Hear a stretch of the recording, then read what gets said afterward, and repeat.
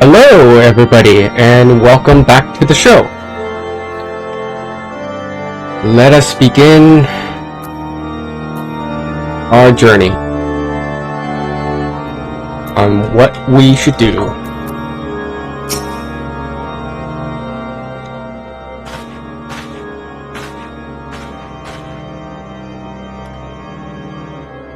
Word of the demonstration and its resolution outstripped you, so every man, woman, and children of Ishgard has heard of the tale.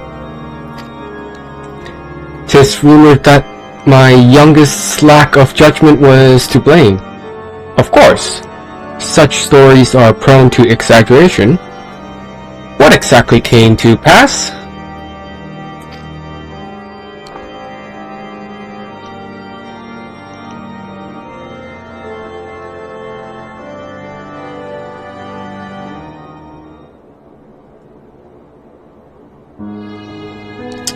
I see. So that is the truth of it. Regardless of his intent, the result is undeniable. He has furthered the cause of these misguided few who cannot let go of the past. In an instant, the delicate peace we were poised to forge is once more beyond us.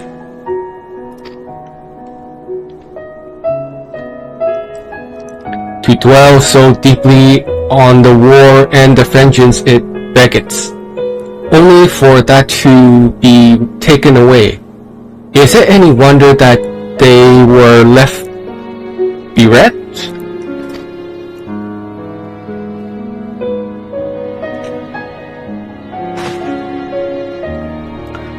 For what was this sacrifice? Have we not to show for our suffering? I thought peace is sufficient salve, but mayhap I was mistaken. We are warriors, Lord Egmont, and ours is a nation built on centuries of warfare. Right or wrong, this is who we are, and we deny it at our peril.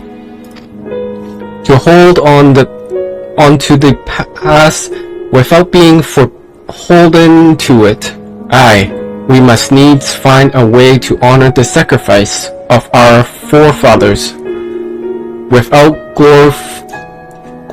glorying in their excesses.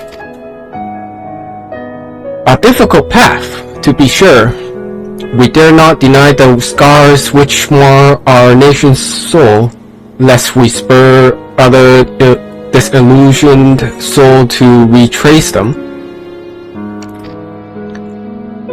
But as you say, we dare not revel in past glories either, for they are tainted all.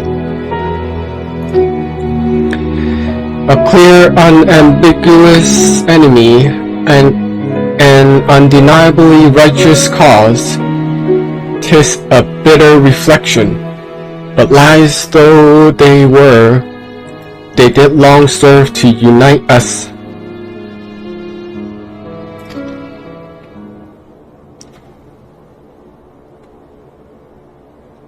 No truth will ever serve us well, I fear.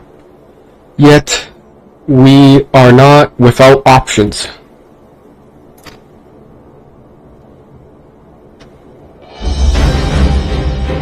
At our last meeting, a proposal was tabled by other members of the Eorzean Alliance for joint military exercises to strengthen the ties between our nations and test our readiness to meet with a common threat.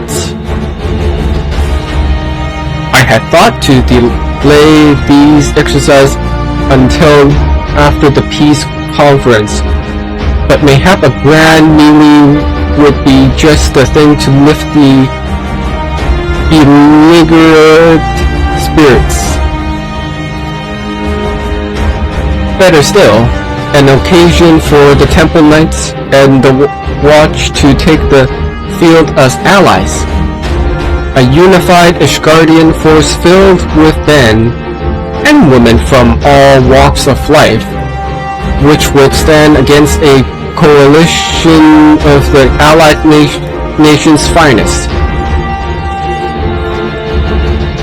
Hosted by Ishgard, in the shadow of the gates of judgment, a victory under such circumstances would serve as a affirmation, nay, a declaration to all and sundry that we are as strong and united as ever.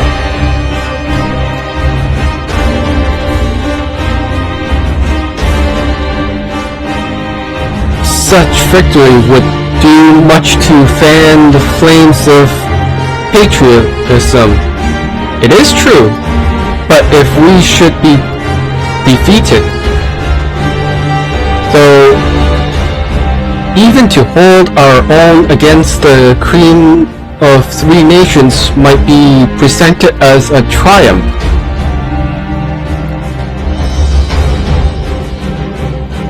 Very well. You may count on my support, for what little it is worth. However, I have a request. I would have my son Emmanuel take part in the Grand Melee.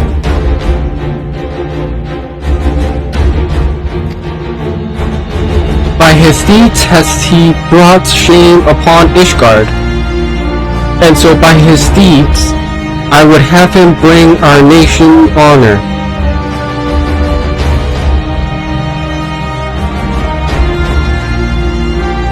As you wish, my lord. If that is his desire, then it shall be so.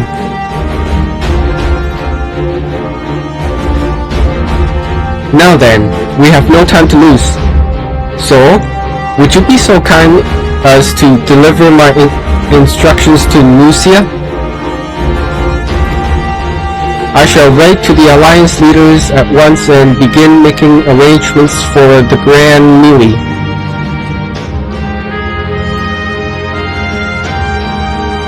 Should you chance to see my son, pray inform him of his duty.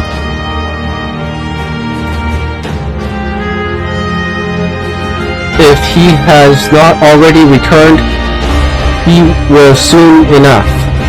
Make every effort to afford me.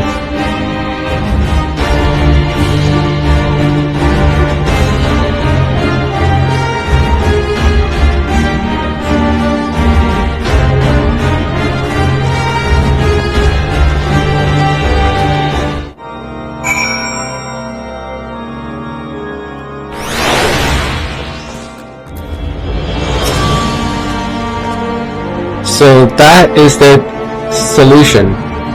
A grand melee to unite the people. And what part would they have you play in this affair? I wonder. You, whom they have taken into their confidence, upon whom they have come so heavily to rely. And will you oblige them? When the proposition is made, will you stand for Ishgard once more?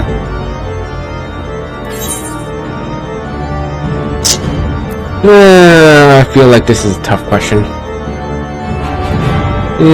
What should we do? We have come this far, have we not? Maybe? I will stand for my friends and comrades, not a nation.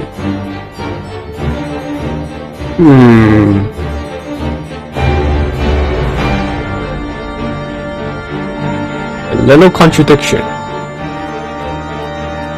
It is getting to be a bit much, isn't it? That's how I feel.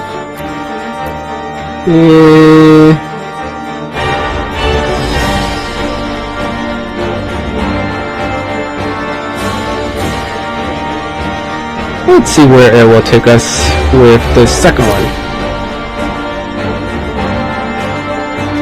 A poor choice of words for friends tried and true, then the living and the lost.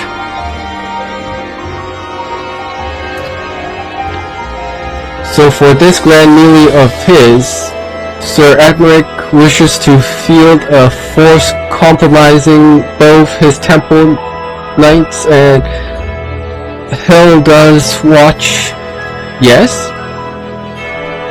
I can only imagine what she will have to say about this. In fact, curiosity compels me to go and see for myself.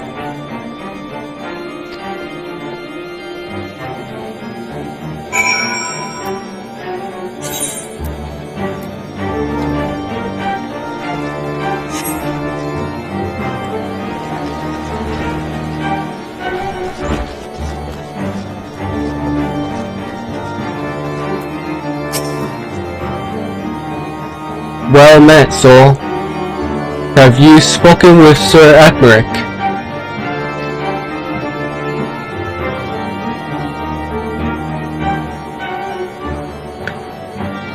I was aware of the Alliance request, so Sir Admeric would turn these exercises into a spectacle for the masses.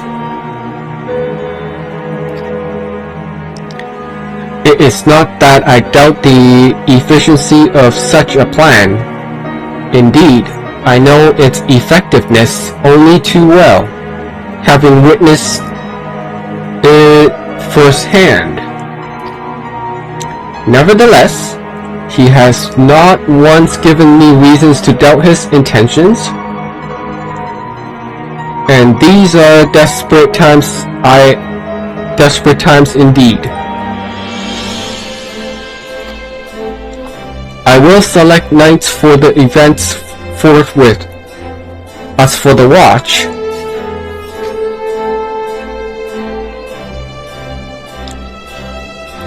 did he now?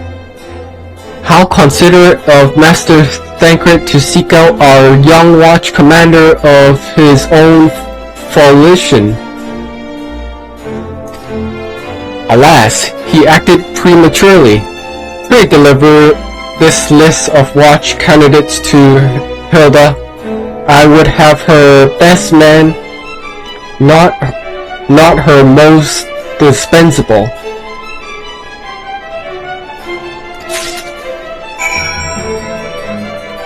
Oh, I feel like I'm a delivery carrier.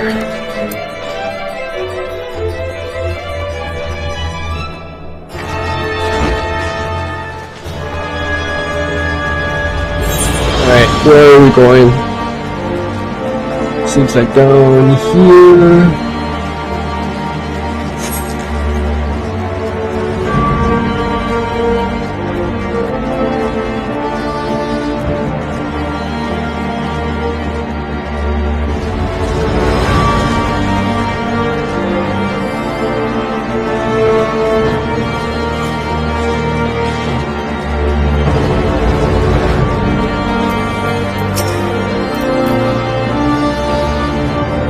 Bloody fool doesn't realize he'll have to sit this one out. If all the watch ran off with Sir Admeric to play soldier, who'd be left to keep an eye on things here?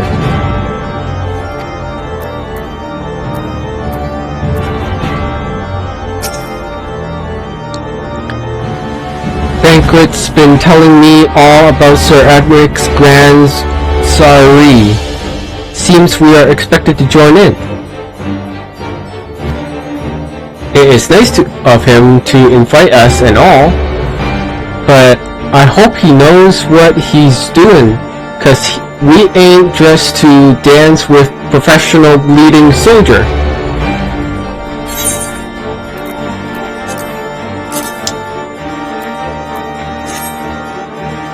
Well, seems the first commander's gone and handpicked her guest.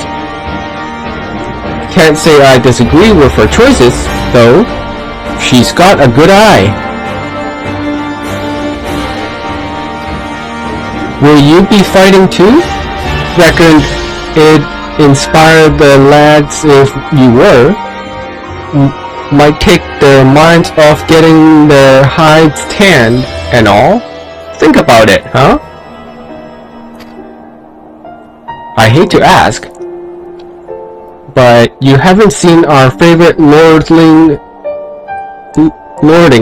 have you? I thought not, on the assumption that he is not to be found in his father's loving embrace. I suggest we split up and look for him. I would search foundation, and you the pillars.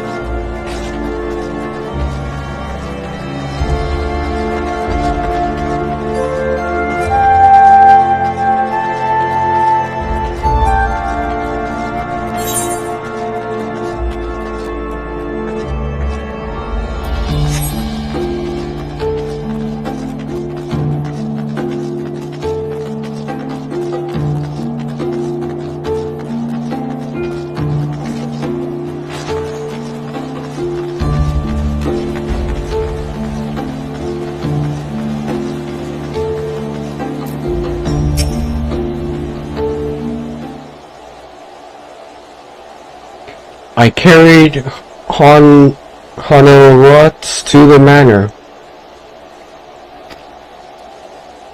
Our best Charugans are tending to him as we speak. He has yet to wake, but surely he will.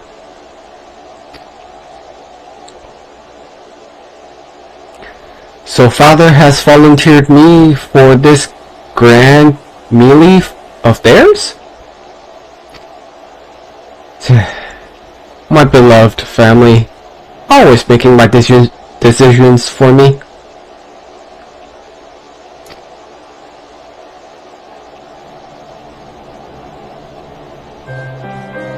No, it's not like that. It's just... Oh, you wouldn't understand. How could you? You are free to be the woman you want to be. Whereas, I am a son of a house for temps, don't you see? My future was determined before I was born. What I could and could not do.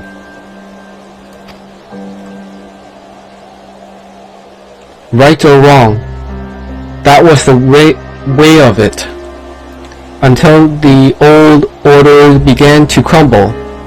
Now we wandered amidst the rubble, searching for a purpose or a place.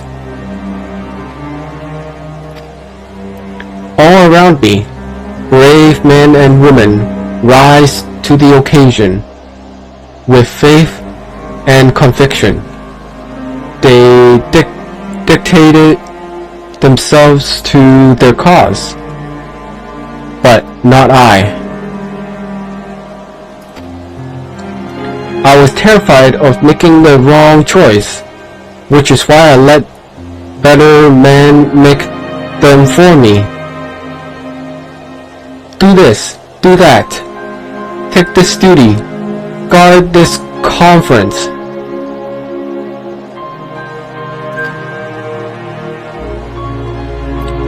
I suppose I had convinced myself I was above it, until your friend showed me otherwise.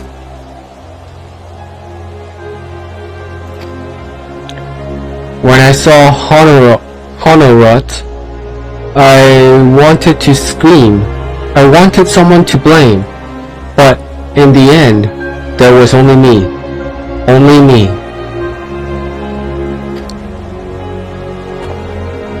So you see, I cannot meekly bow my head and accept Father's command. Such cowardice is what brought me to this point. I will go to Sir Admiric, and I will make my own decision.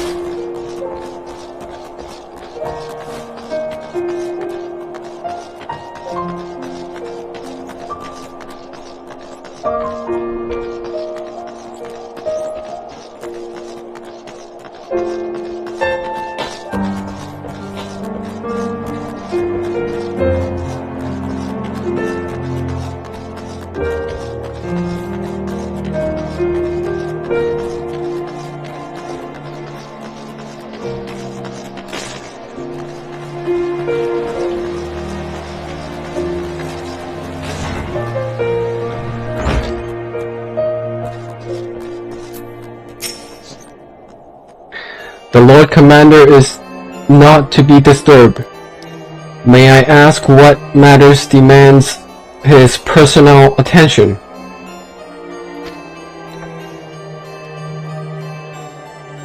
I see.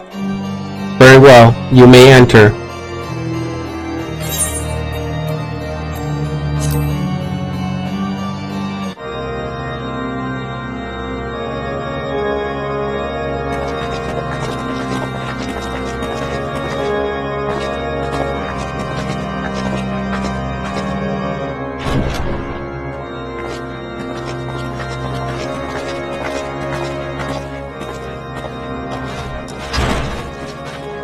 Lord Commander, if I may, I wish to speak with you before the Grand Melee.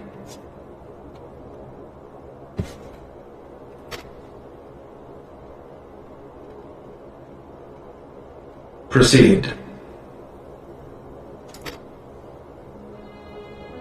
How do you do it, my lord? How do you lead with such certainty, when so many of our countrymen will not hear of peace with the Dravanians? Some of them hate you almost as much as the dragons themselves. They decry you as a patricide in the streets. They even try to kill you, for God's sakes. Yet still you march on, undaunted. where no archbishop dared to tread. What is your secret? Where do you find the strength?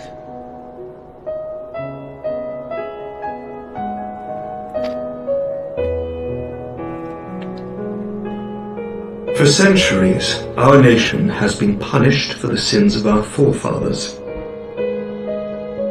If our punishment is to end, I believe we must right the wrongs of antiquity and move forward as a nation united. Needless to say, my father did not share this opinion.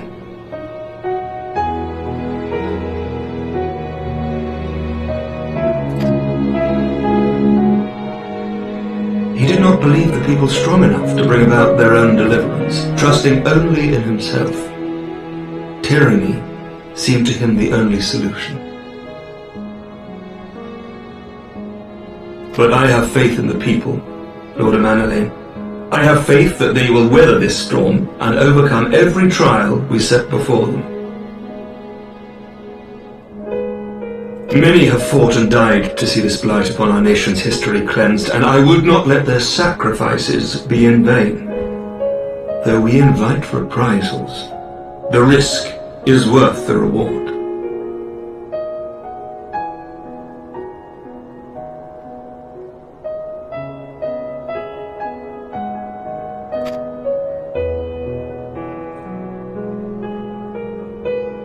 I want to believe I do.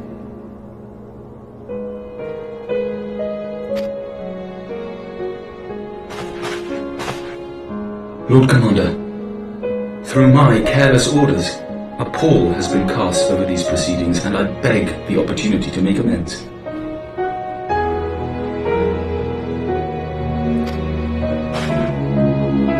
I, Amanalain de Forton, do hereby request leave to take part in the grand melee.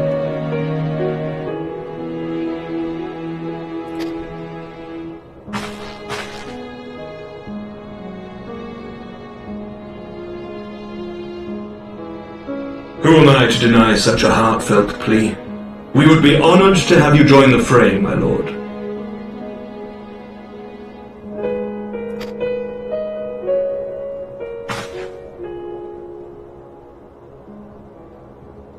You will take charge of the Ishgardian forces. For all my other responsibilities, I am still Lord Commander of the Temple Knights, and I would not soon yield this duty to another.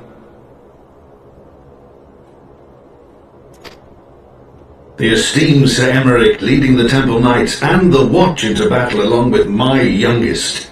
I could wish for no more.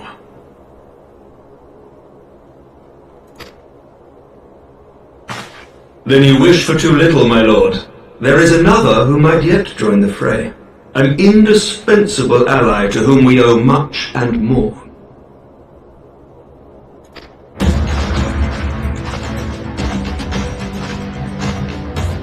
An adventurer beholden to none, who nevertheless chose to champion our cause, who has shared in our suffering and in our glory. A warrior without equal, who I am privileged to call a friend. There is no one I would rather have fighting by my side.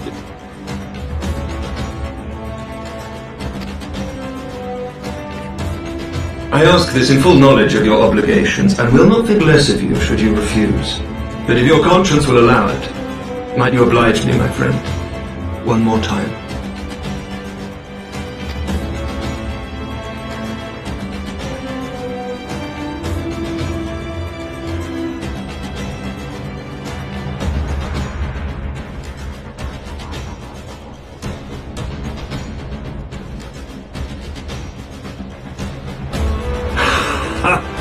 Together we shall give the people a spectacle for the ages, a celebration to mark the dawning of a new era.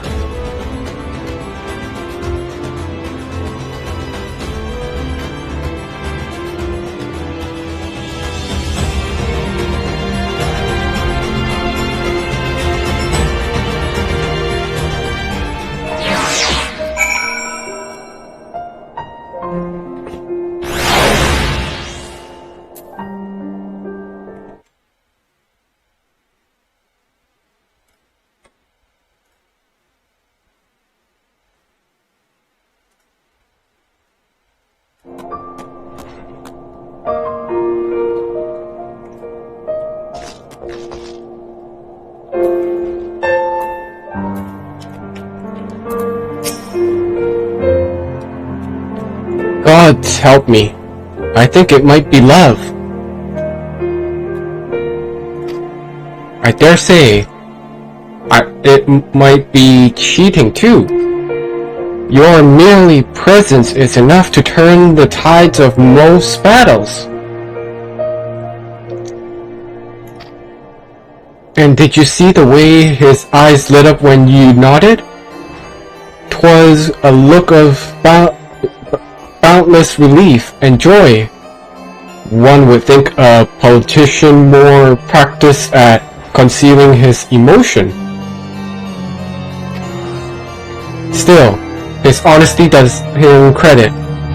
For a moment, I was fair inspired to pledge myself to the cause. But that would be improper. This is their fight, and yours, not mine.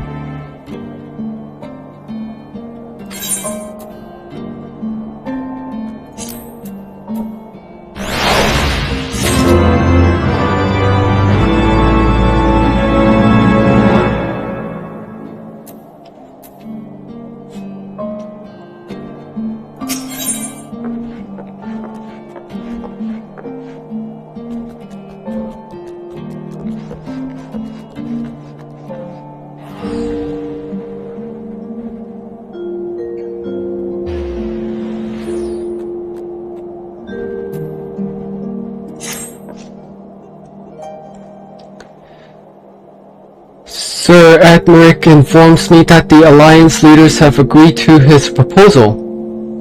The Grand Melee will be held here, in the shadow of the Gates of Judgment, and in sight of the capital.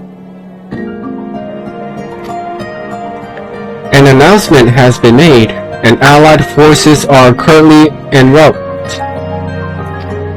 The eyes of Ishgard are upon us, Soul. We must not fail. A rare opportunity to see you pit yourself against Allied forces, outside of Cartanu. Perhaps. I would not miss this for the world.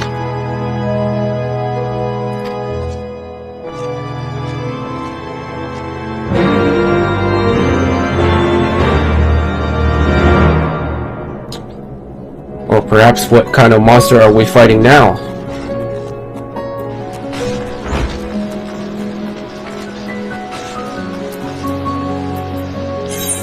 Let's see.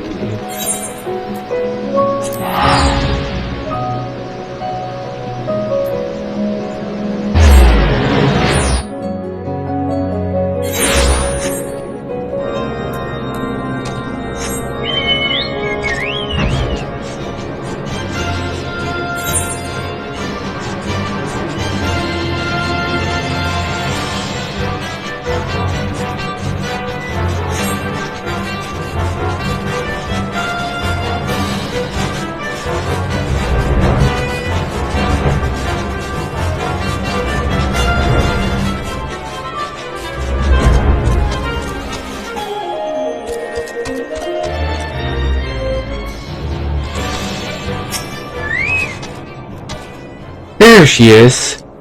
I say, when you didn't appear, I began to question. Nothing. Never mind. Ahem. To think that we are mere moments away from facing the cream of Eorzea's soldiery in battle. That am mere... But what if... Oh, what am I saying? I have to stop imagining the worst. I must think of the victory, of the glory, of the stories I will tell Honorut when he awakes.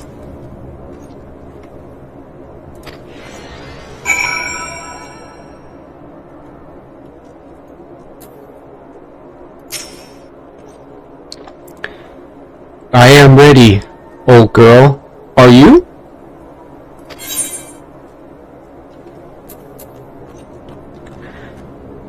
Alright. By the Fury. How could I forget? Father bid me present this to you. I know it is sudden, but we believe the men would find it inspiring if you bore the colors of House Fortemps into battle. Pray do us this honor. During the Grand Melee, some of your gear will be glamored. Your attributes and abilities will be unaffected.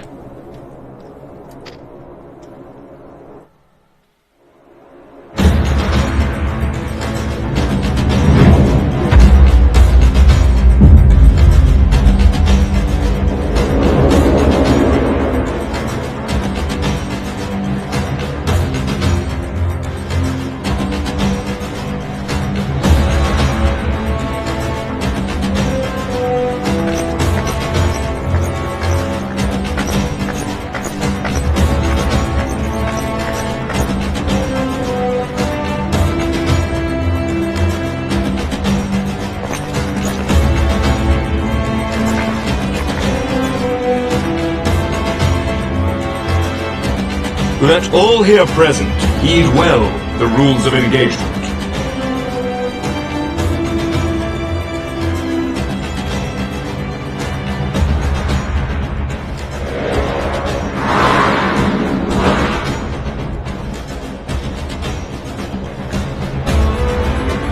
The Grand Melee is a large-scale battle in which an allied company of Yura, Bredanian, and Lominzan forces will be pitted against a company of Ishgardian forces.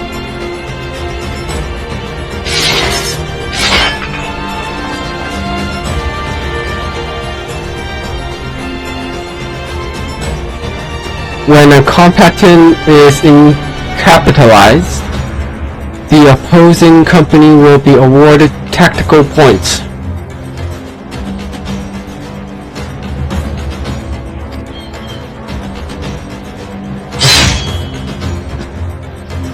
The first company to attain the designated tactical rating of 100 points is declared the victor.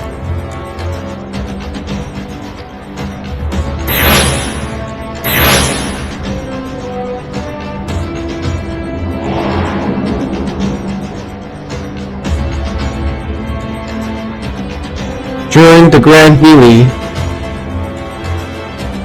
officiants may mark certain combatants with the Fury Gaze, which will be indicated by an ethereal tether linking them to their company's flag.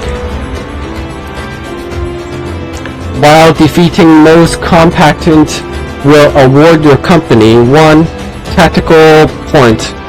Defending marked combatant will award your company 10 tactical points.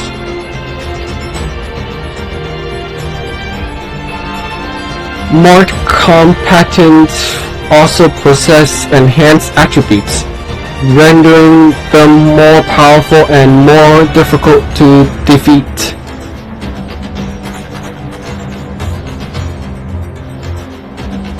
Defending and defeating these combatants is the key to victory.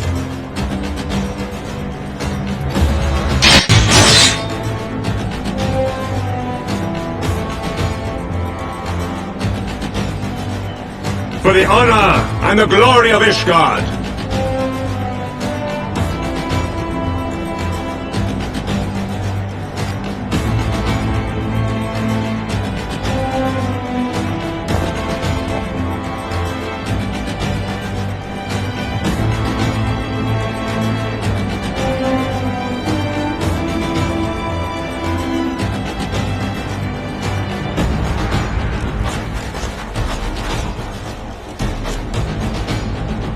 All is ready then. Very well.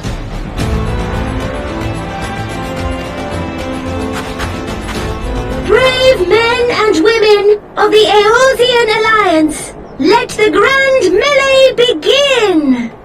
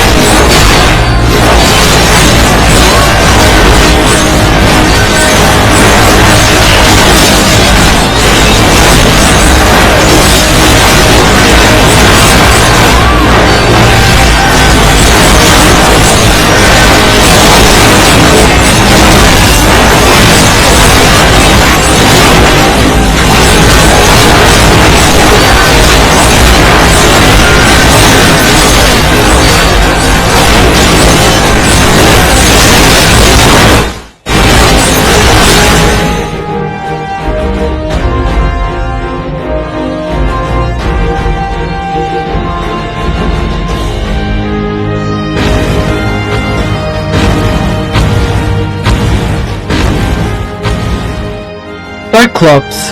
Cyclops! Everyone on your guard!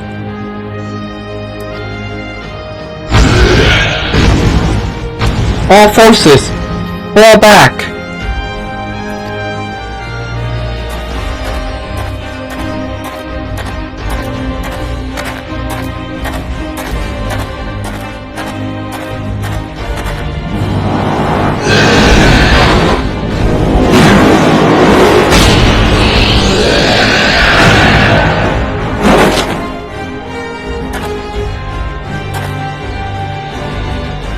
Continue the melee. I will deal with him.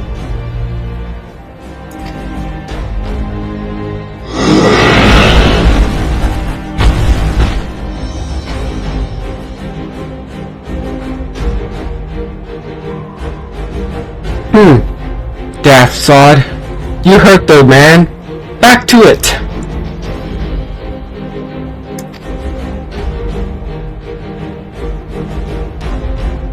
All forces, form a line on Sol. Now!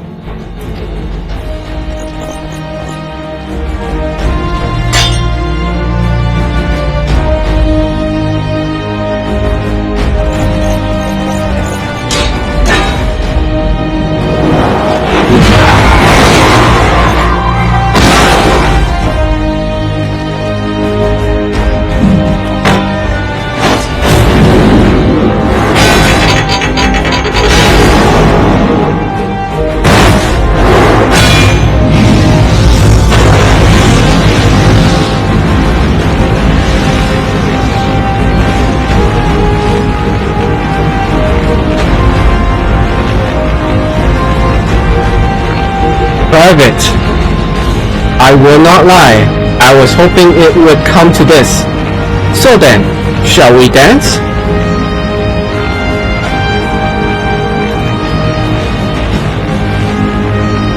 Damn it all.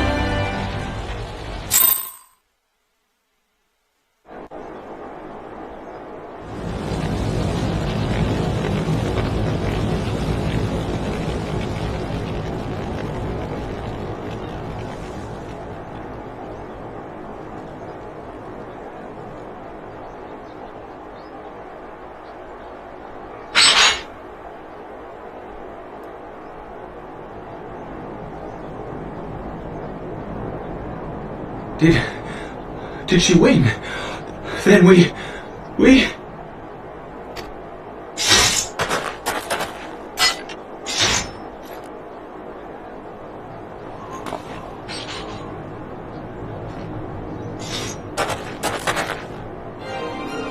Victory is ours!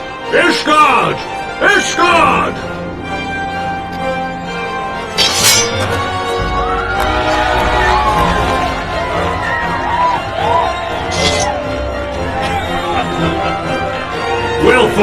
Well fought, my friend! You truly are the warrior of warriors. Let the fury rule on our side.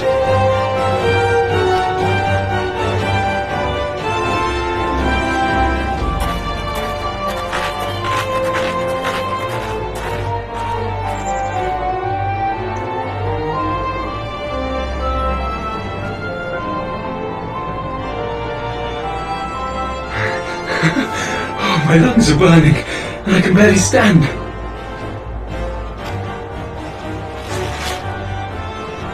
I didn't think I could do it, but then I did. We did. We faced the Alliance's best, and together, with one heart, with one purpose, we prevailed. After 1,000 years of hardship, of strife and bloodshed, we are strong enough to rise to any challenge, be it on the battlefield or beyond.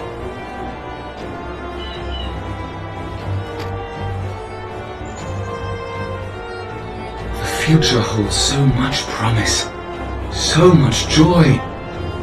We need only show them the way.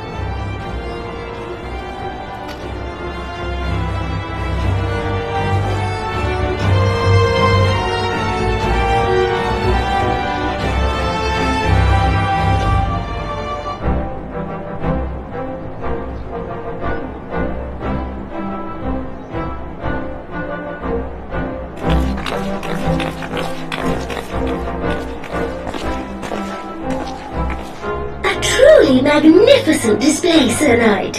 While doubtless less than pleased, I am quite sure the Grand Companies are honoured to have been bested by such valiant warriors.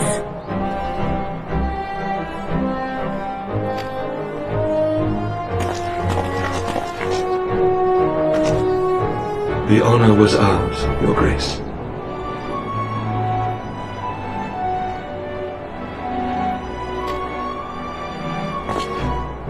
I am pleased to see that Ishgard's proud martial tradition is being upheld. When the time comes, I trust you will fight alongside your brothers and sisters in the Eorzean Alliance with the same fervor you displayed in opposing them.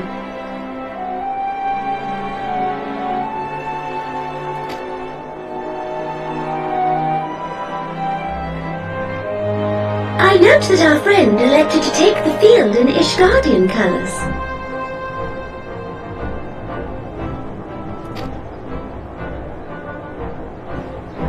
At my behest, Your Grace. If we have given offense, the blame lies with me.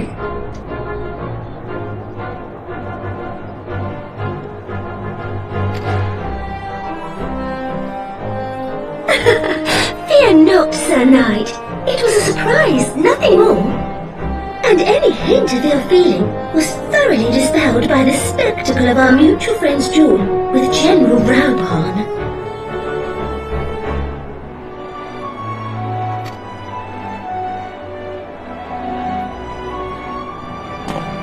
On the subject of surprises, I could not help but marvel at the passion and unity of purpose displayed by your countrymen, given the troubling reports we have received of late.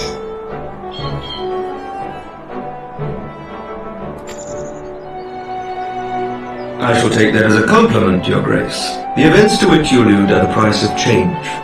The end of the Dragonsong War marks the beginning of a new era for our nation, and for the people, high and low-born alike, who will lead her into the future.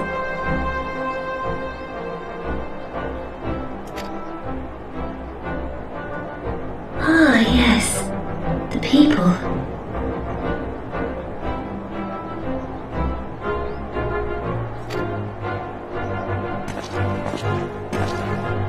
Change is indeed indeed a perilous thing, for we who seek it, and they who fear it. I shall pray for Ishgard, and for you.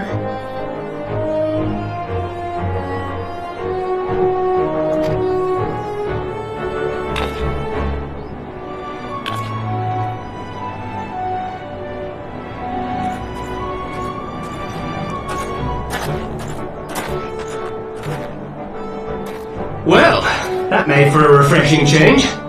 Congratulations on your victory, by the way.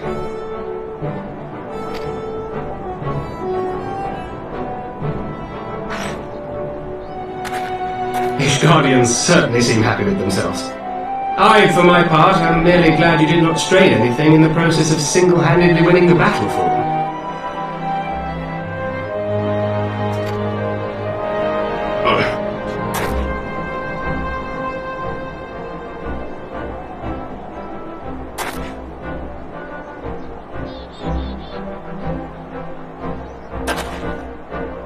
Tis but a scratch, I assure you, and I will not suffer you to worry over me. Not when we have a dozen far more important concerns.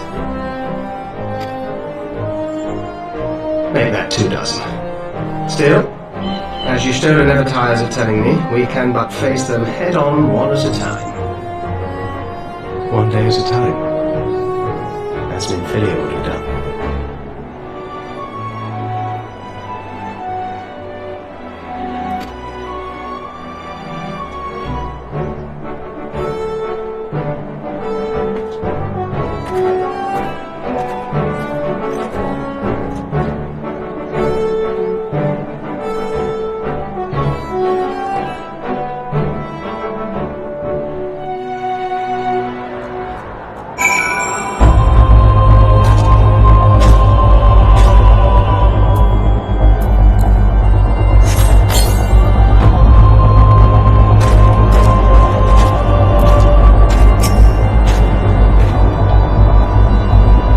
Balls! I have forgotten what it was like to feel so alive! Not since leaving the blood sands have I had the privilege. Not since the bulls of Alamigo hung up his swords. Back then, the overcome might have been different, but I do not begrudge you your victory. I know how far you have come, how much you have endured. Our fight only confirmed it. We shall have to do this again one day, when time allows. I shall look forward to it. Now go. Go to the Ishgardians and celebrate your victory. You have earned it.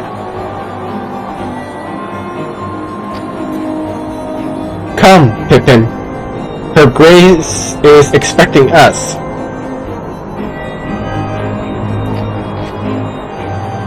Lead on, Father.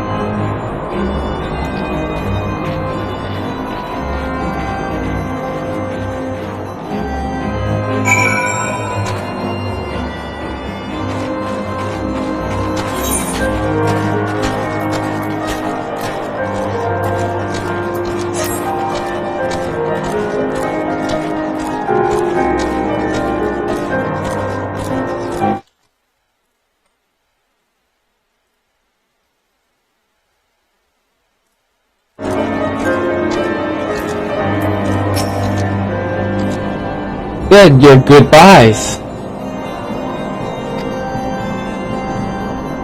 In all the years I have known Ruban, I cannot recall ever seeing him look so happy in defeat.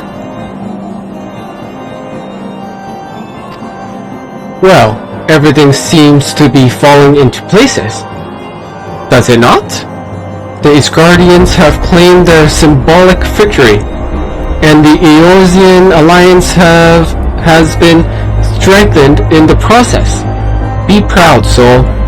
You made this happen.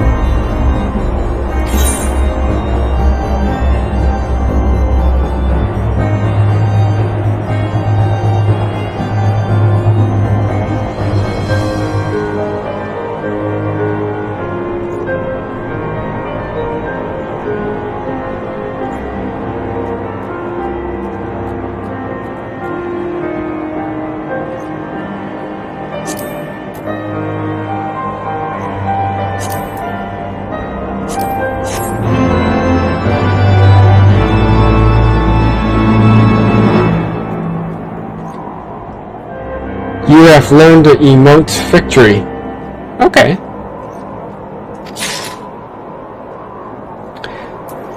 Alright, be right back. I'm gonna take a couple sip of water.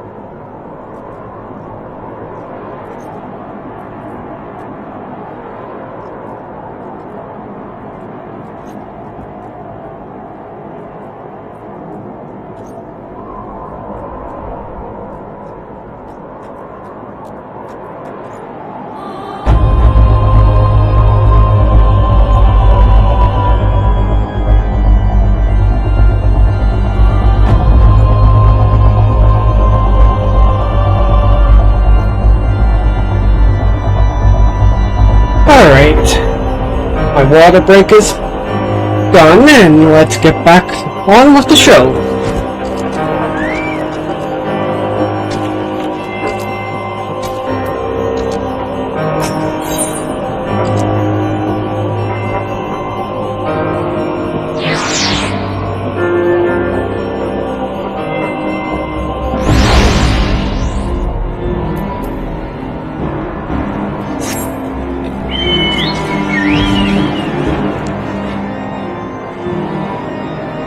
We have done it. Nay, you have done it. You have brought us the victory we so desperately needed. There is naught left but to return to the capital. Come, let us see what reception awaits us.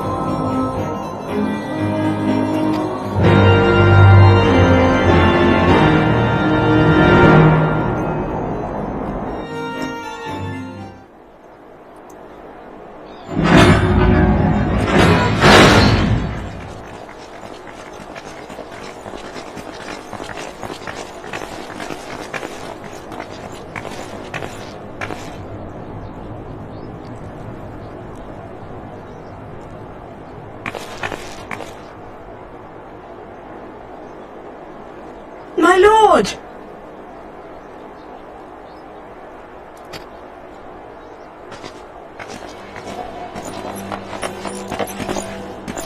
Honorwa, my boy. Shouldn't you be in bed?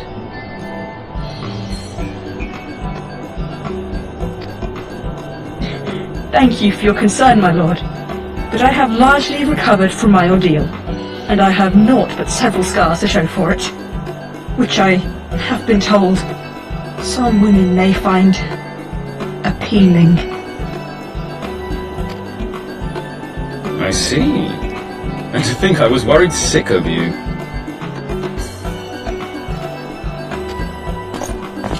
I'm not sure I understand, my lord.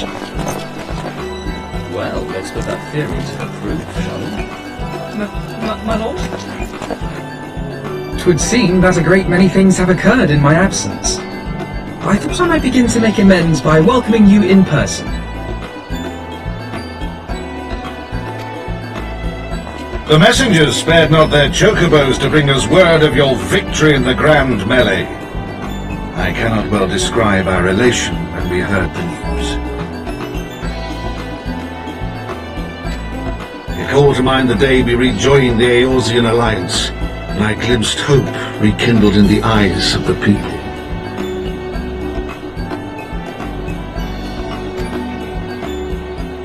The Fury herself ushers us into a new era.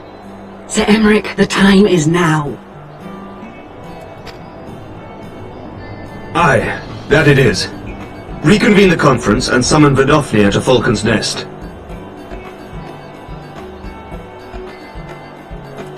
We will make peace with Racevelga's brood and hasten this bloody war to its end.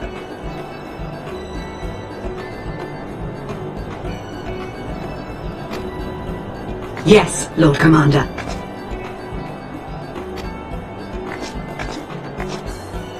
I will send word to Artoirel and bid him resume preparations.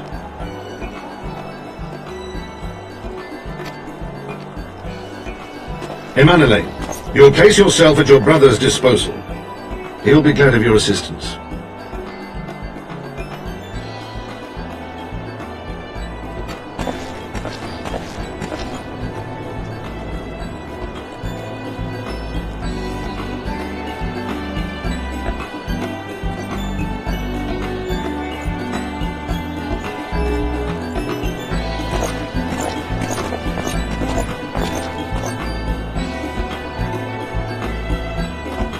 No stopping it now, is there? We should inform Y'shtola and the others.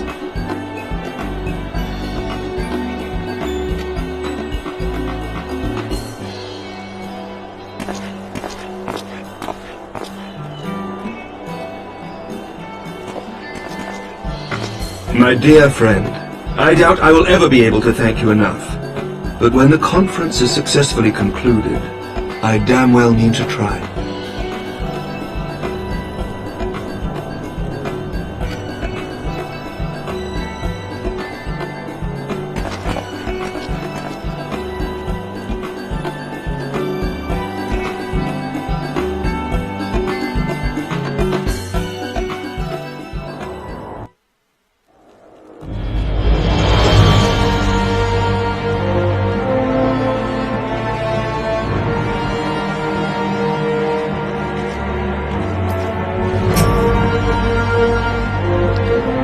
They say you dueled General Ruban within a ring of flames. I did not think the man so ostentatious. With that I could have seen it. After we parted ways in Matoya's cave, I returned here to speak with Tarutaru. We agreed to tell the others only that our search for Minfilia had reached an impasse. I subsequently learned that you had left for Falcon's Nest, but I thought it best to keep to myself for a time. I am wont to rely on you overmuch when we are together, and I needed to think, to reflect. I still do, I suspect, but matters here seem to be coming to a head.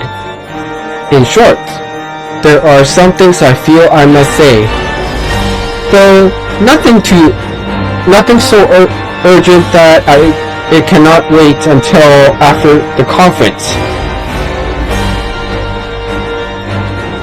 So let us make for Falcon's Nest and see if Lord Aritorio has need of our assistance.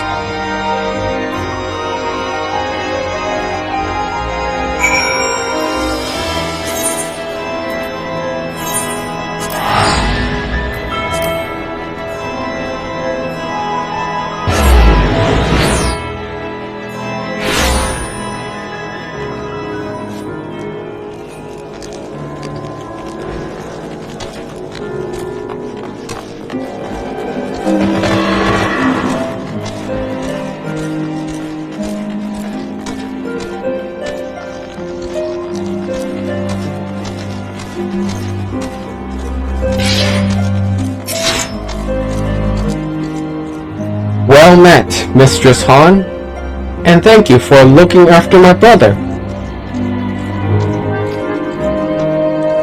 They say he fought bravely, that he did not dishonor his house, but you, my lady, to you we owe everything. As you can see, we have made every effort strike while the iron is hot. We made our intentions known, and that all would be welcome to attend. And so they came. By grace of the Fury, they came. The ceremony will not be a lengthy affair, but there is still much to be done. I would speak with you more, but I must see to my duties. As for you and Master Elfinard, you will do naught but enjoy yourself. Is that clear? If any dare beg your assistance again, I will have words.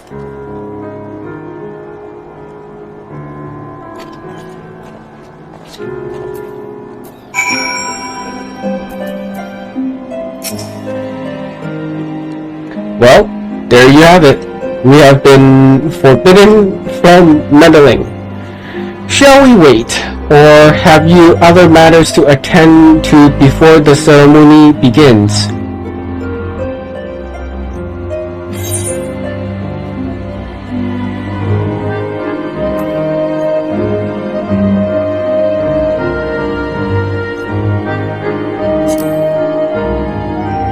Excellent. I only hope Thancred and the others will not be late. Epochal events do not come around very often.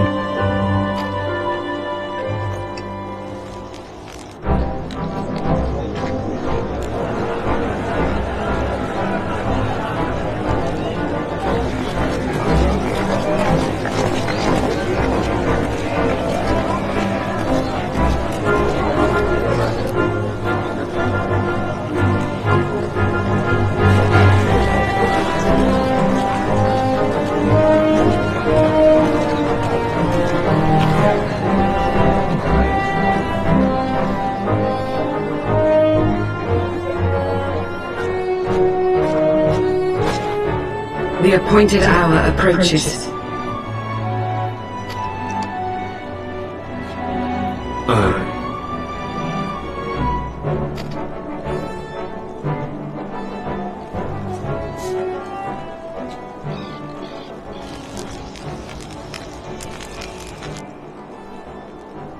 She begged leave to watch the proceedings. I saw no reason not to grant it.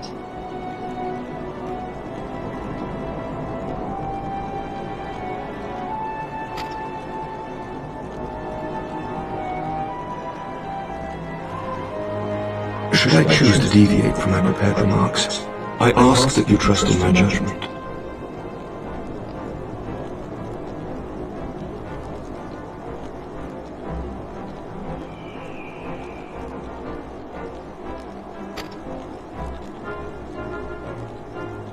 Have I ever done otherwise?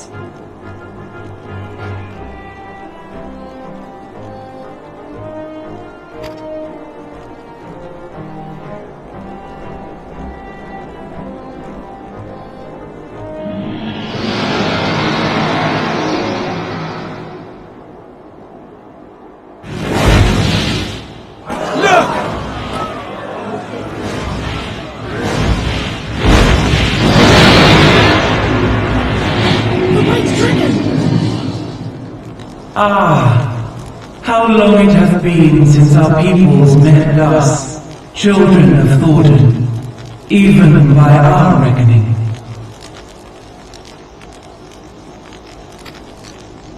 Vidofnir, daughter of Resvelga, we give thanks for your visit, and bid you welcome to Falcon's Nest.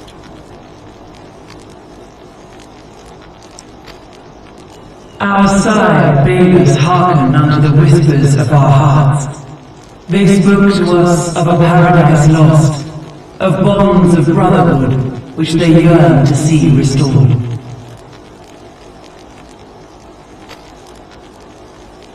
Ours too yearn for such a restoration, and they have guided us here this day, that they might yearn no longer.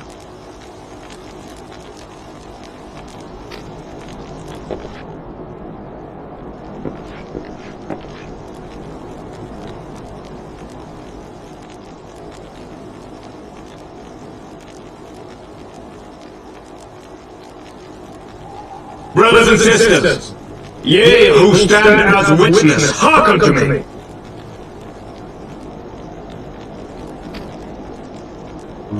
Since the days of Eld, when the bonds betwixt man and dragon were sundered by our hand, our peoples have known only war.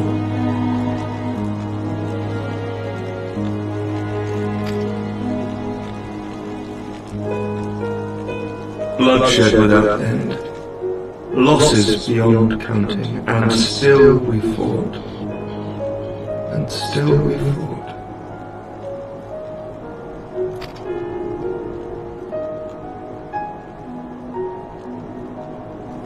Some wounds do not heal. The dead cannot be returned to us.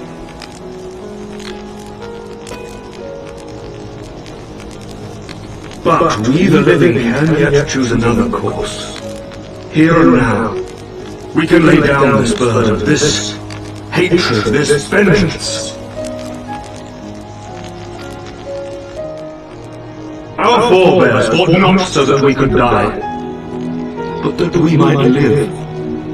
So let us honor their sacrifice and spare our children this death sentence. Let us gift them a new legacy, life.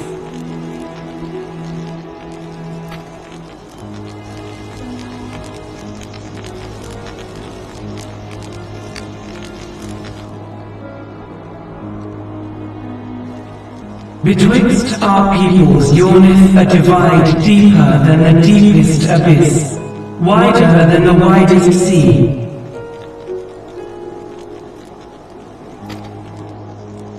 Generations will live and die ere this divide is bridged. Knowing this, doth thy heart yet yearn for peace, son of Thornton?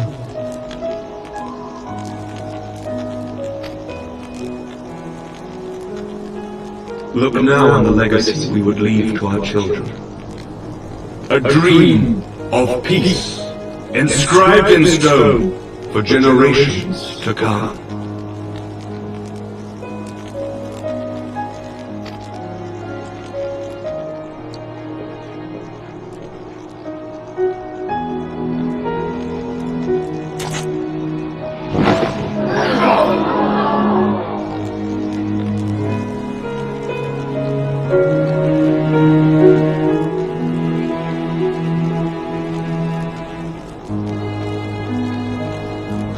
Father and his beloved, as they were so long ago, happy and at peace. The dream they shared shall be ours once more.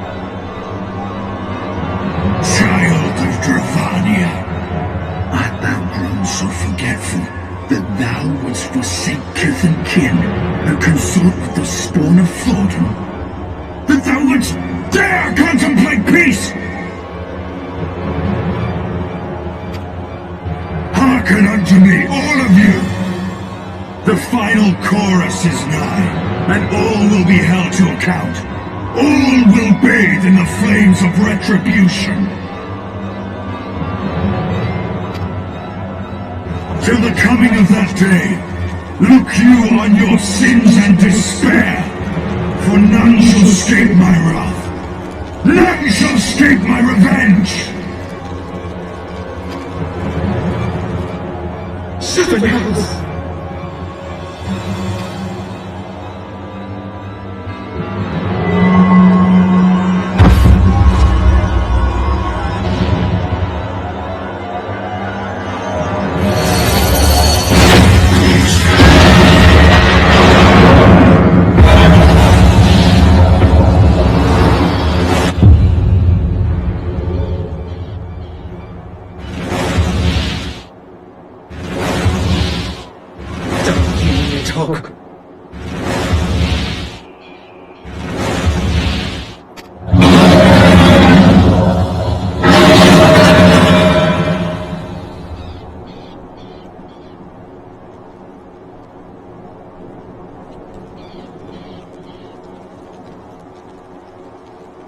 Take that worm!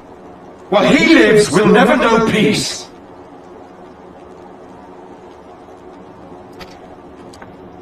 Aye! There'll be no end to this war till Nidhogg is dead and gone!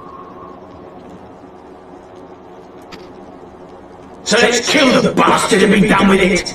Death to Nidhogg! Death to Nidhogg! Death to Nidhogg!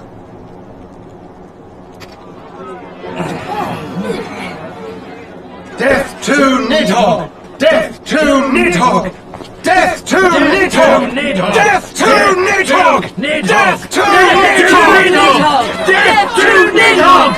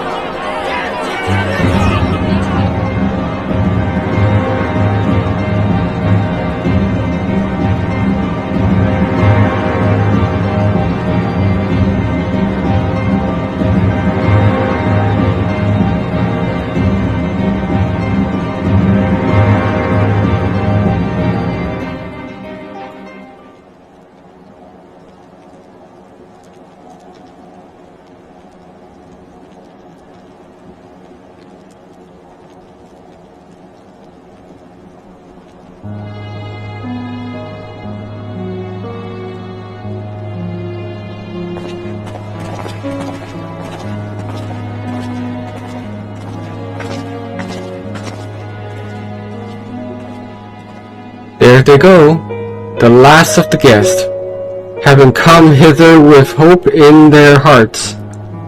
They depart with hatred and bloodlust. Until the moment I saw him strike, I still held some small hope that what you had seen in Azalea was an illusion. Perhaps. But he acted without hesitation, as did Sir Admeric. For a mercy, Fidomir's wound was not mortal, or so Lucia tells me. The dragon was spirited away to Annex Shrine to receive care from her brethren. We can but hope her recovery is swift.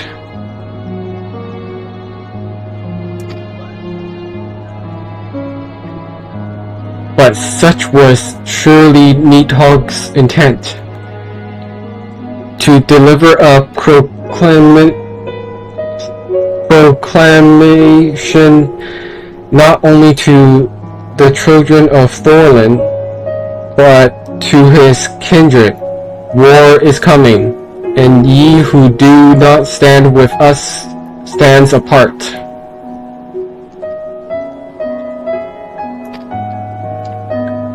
She was an example, a message to her blood, another instrument of his vengeance, like Estamine.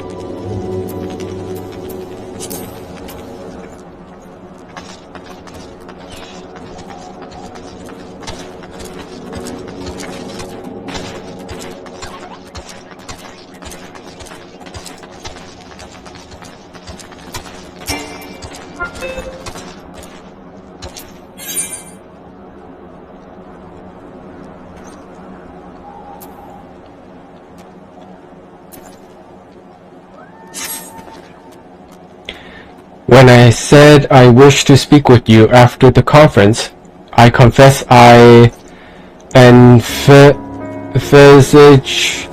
rather happier circumstances, if anything. However, this latest tragedy makes the need more pressing. There are things I must say. Not to the Warrior of Light, or even my fellow scions, but to you, Soul, my friend. But not here, no. But of course, the intercessory in Camp Dragonhead is still open to us. Let us go there.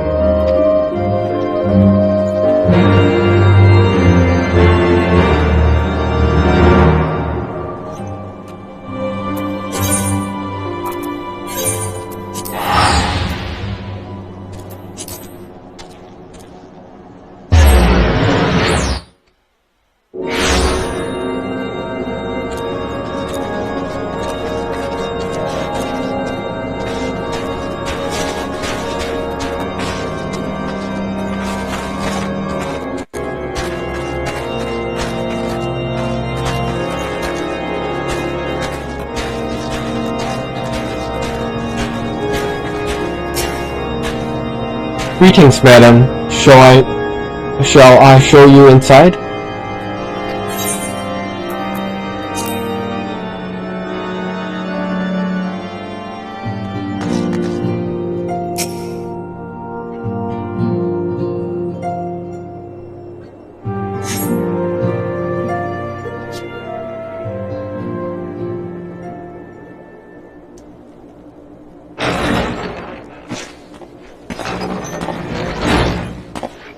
Forgive me.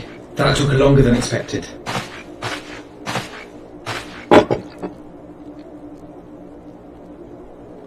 You seem puzzled. Oh, these! I thought something warming might not go amiss.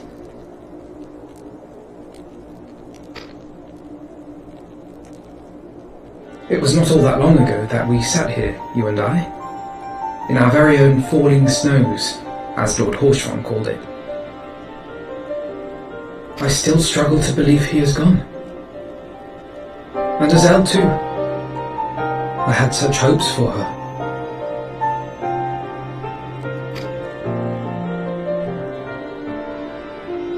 Master Matoya asked me what it was all for. Why we fight, and why we die. Were I still commander of the Braves, I would doubtless have replied, for the future of Eorzea. But I'm not that man. Not anymore.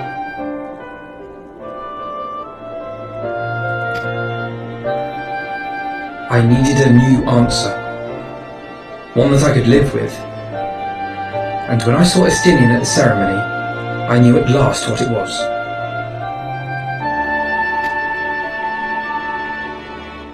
I do not want to be a man who sacrifices his friends and family for a cause. I want to fight for Estinian, and I want to save him.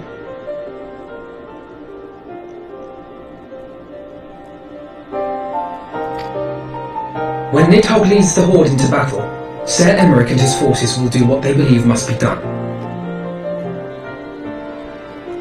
That is their choice to make. Yet even if Ser Emmerich is willing to forsake Estinian, I am not.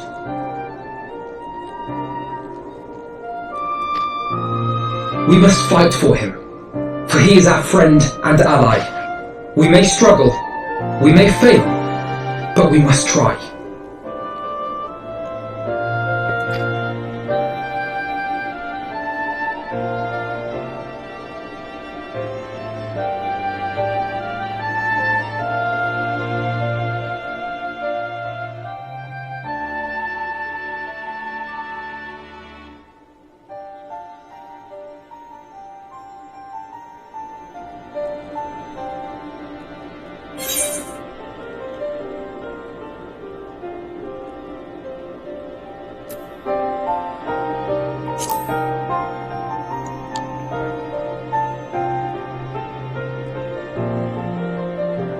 We will.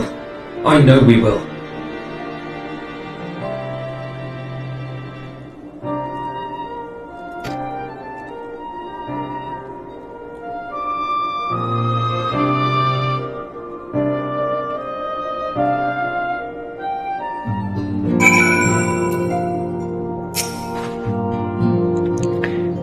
Thank you, Soul. It is unfair of me to unburden myself in this manner, time after time, but I am glad that you permit me nonetheless. You are my true friend and ally. Though not all of our fellow Scions will support our stance on Estinian, I have faith that we will win them over in due course. Such is the infatuous power of hope. Right. This is quite enough solemn introspection for one night. I think we would both benefit from some time in the company of Tartaru. She stays for us at Fort Tamp's Manor. Let us not keep her waiting any longer.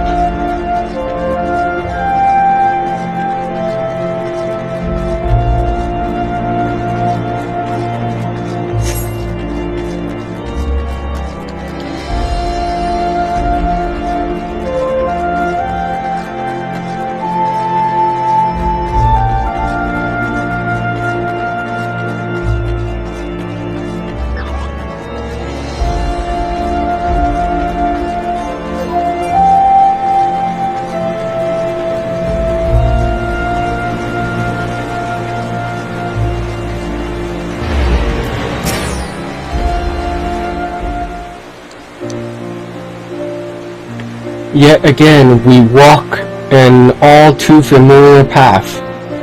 I am reminded of when we first came to this manor. Lost and uncertain, we were granted successor in our hour of need. We were saved, and now it is our turn to return the favor.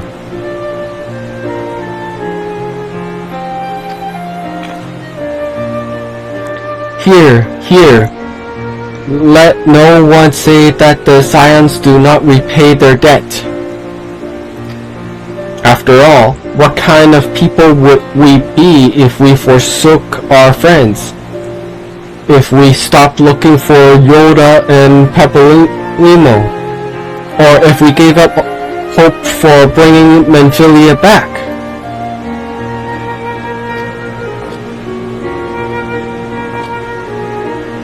Though she knew it would cost her dearly, Menphilia reached out to us to deliver a message.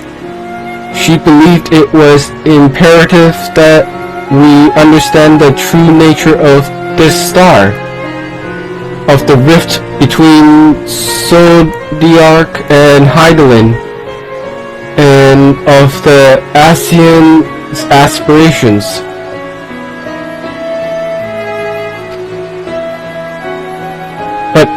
For all that has been revealed, I cannot shake the suspicion that there is much we have yet to learn.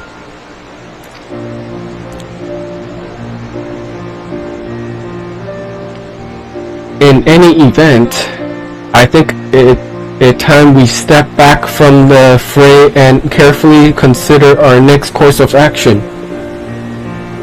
It will not be easy to turn this tragedy to triumph, but we will find a way. We will.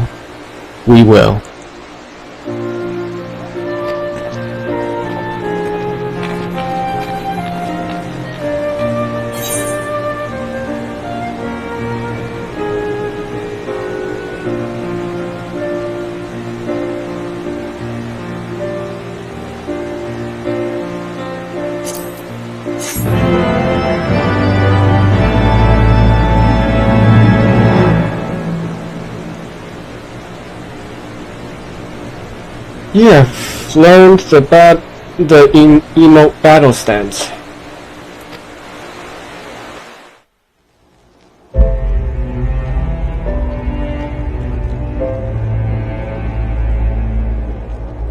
Of all the ways for it to end.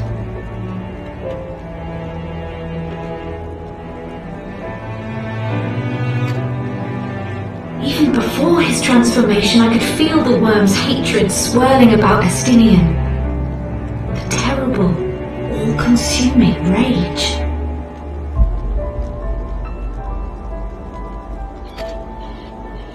Enough to fuel a 1,000-year quest for vengeance. It was all I could do not to run away screaming.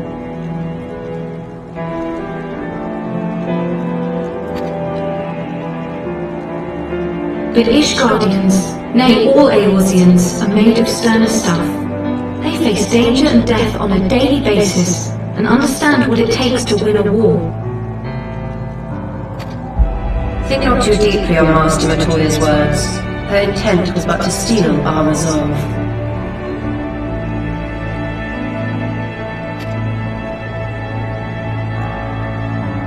That, and to remind us to look beyond these passing conflicts to trials greater still, to the truth which hides at the heart of this world.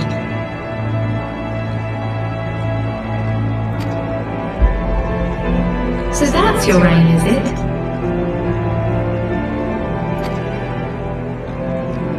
You disapprove? Not at all. I believe it's traditional for the student to follow in the footsteps of the master. And you are so very alike.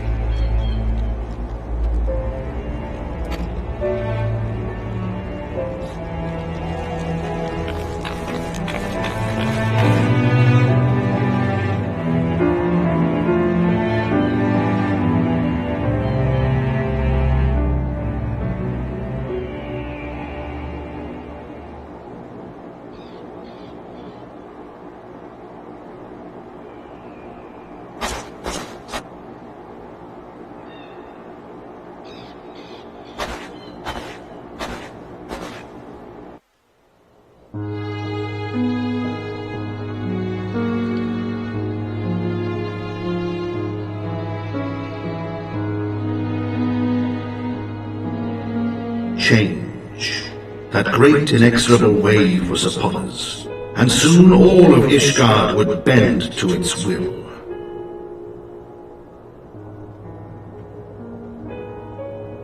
For all our sins, for all our scars, the future for which we had long yearned was at last within our grasp.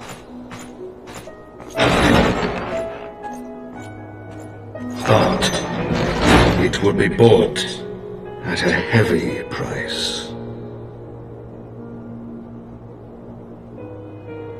For in those twilight hours did Nidhogg cry out for vengeance, and his brethren raised their voices for the final chorus of the Dragon Song War.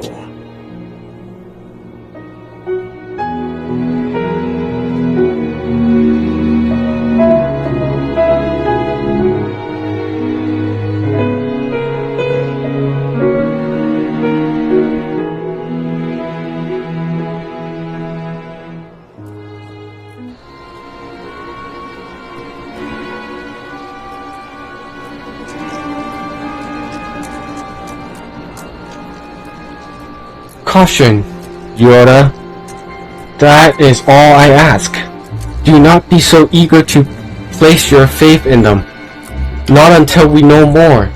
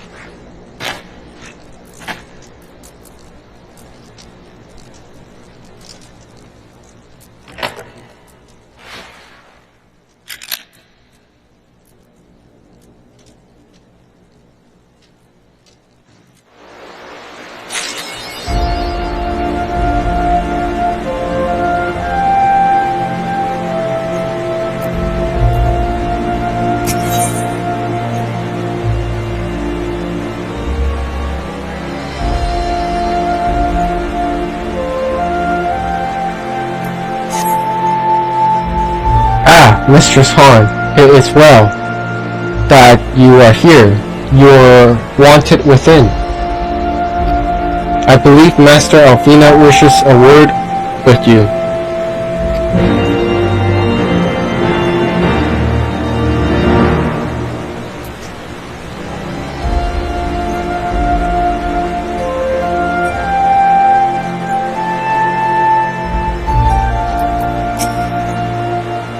Well, come, Mistress Han. Shall I show you inside the manor? Well, of course.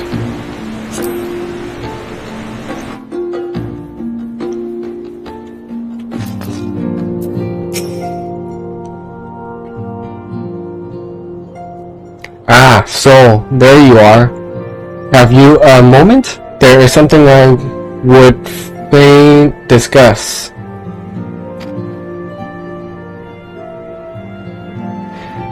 I must ask you to recall the events which unfolded at the peace conference, though I dare say you would sooner forget them. My mind returns again and again to the moment when Nidhogg appeared before the crowd, in the guise of Estinian. It was a sight to chill the soul, but one who gave me reasons to hope that our friend might not be beyond salvation.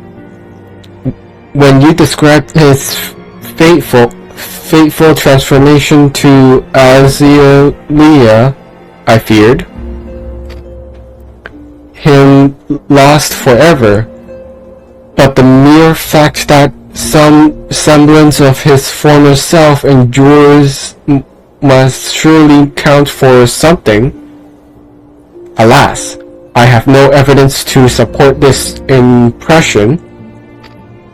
Thus did I turn to Yostora and Crowley for a more empirical appraisal, and full glad am I that I did, for I would seem they have some observation of their own to share.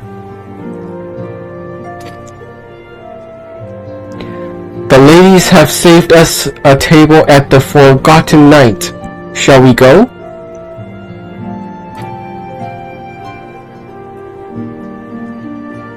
Excellent. Let us not keep our honored colleagues waiting.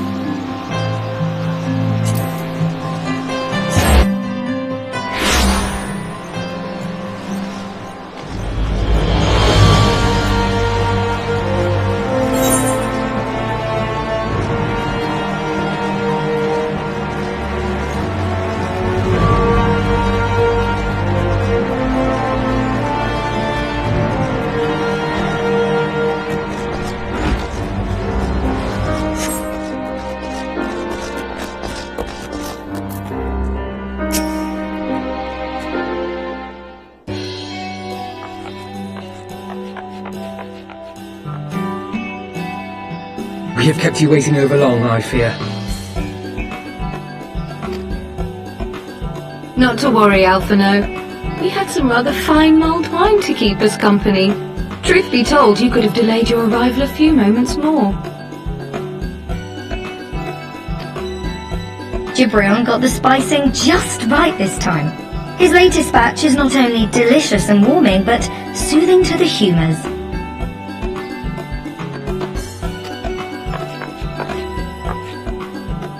Indeed. But 'twas not to soothe our humours that we gathered here. Ah, no, quite right. The matter of that poor dragoon. You have discovered something. A means to save him? Let us not jump to conclusions, shall we? Assess the facts presented, then make an educated analysis, as you were taught.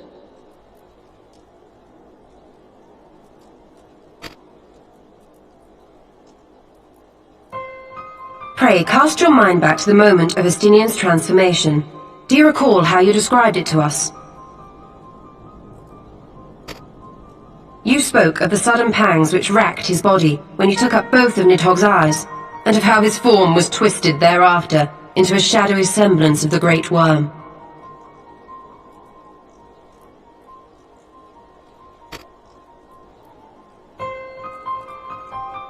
When he appeared at Falcon's Nest, the worm's eyes were fused to his mail.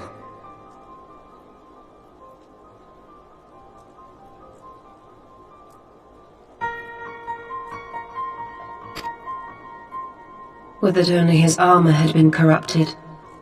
Snaking forth from the eyes, I descried dark tendrils which entangled his very being. Then he is lost to us forever?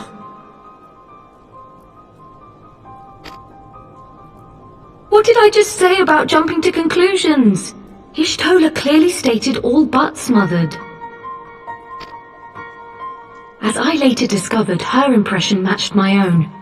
Though Nidhogg's presence filled my mind's eye, beneath his seething aura, I sensed the merest hint of something else.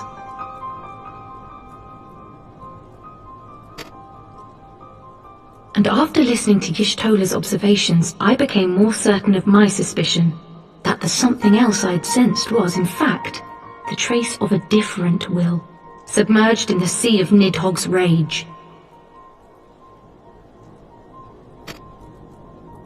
You mean? Yes, 'tis like that Estinian spirit yet lingers. Can we not wrest him from Nidhogg's grasp, then? Tear the eyes from the armour?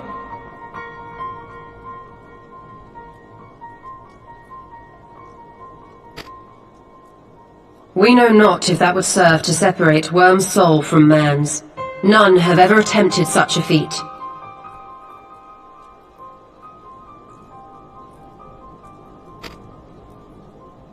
Should it offer even the faintest hope of success, then by the gods, I shall be the first to try.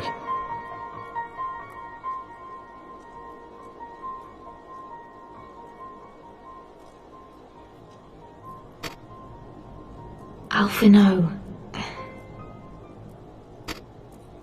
By all means, hold fast to your hope, but be mindful of the dangers. Even should you succeed in excising the eyes from the dragoon's mail, we have no way of knowing if your friend's soul would survive so violent a separation. And that is to say nothing of the possibility that his would-be saviour might become Nidhogg's next host.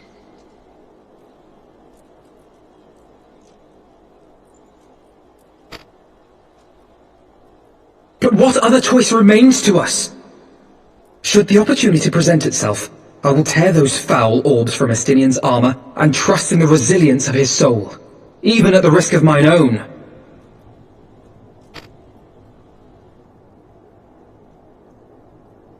Ah! I found you at last!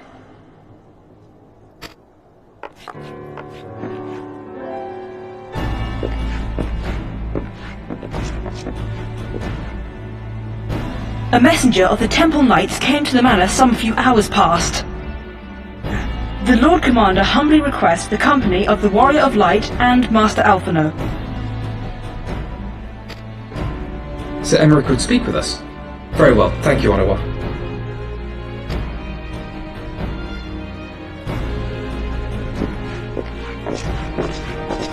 'Twould seem duty calls. Pray see to yours, and we shall return to ours. Thank you, Y'shtola, Kryl. Your words have given me hope where there was none. Come then, Sir Emmerich awaits.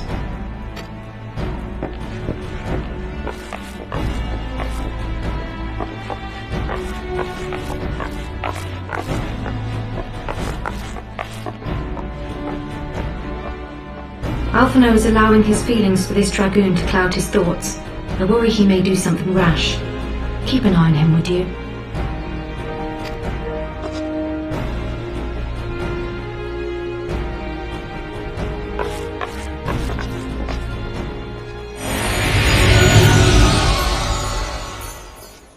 They think more of their friends' deliverance than their foes' defeat. But will history commend their fealty or condemn their folly?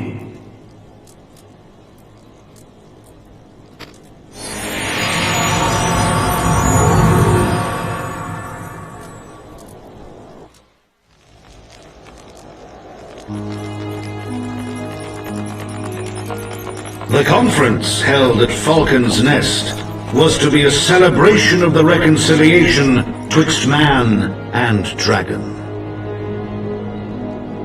But the lingering shade of Nidhogg, clad in the flesh of the Azure Dragoon, did mark the occasion by spilling the blood of his own kind.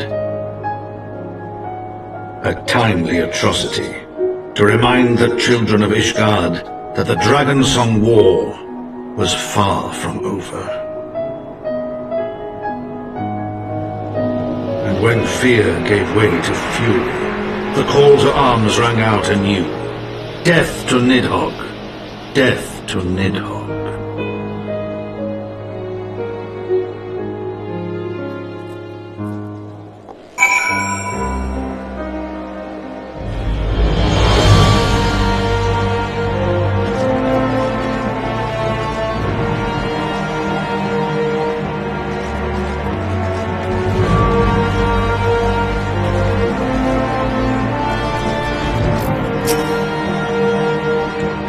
What news has Sir Emmerich to share with us, I wonder?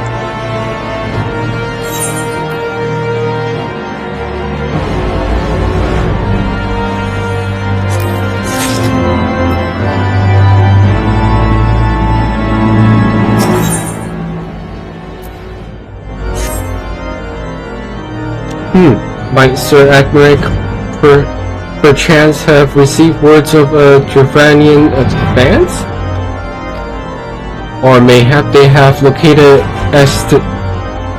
that is to say, mayhap Nidhogg has been found. Come, I would hear what the Lord Commander has to say.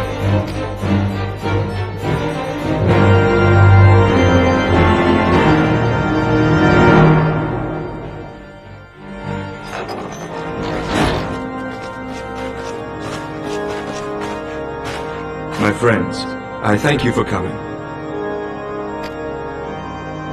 You have had news of Nidhogg? Alas not. Our scouts range far and wide, but they have as yet found no trace of the Great Worm. We dispatched an elite unit of dragoons to reconnoiter the churning mists, but even they returned empty-handed. A pity. Fear not, Alphino. We shall see the worm again soon enough. His words at Falcon's Nest attest to that. Indeed, he is like to come sooner than we would wish. I assume Ishgard's defenses are being bolstered as we speak?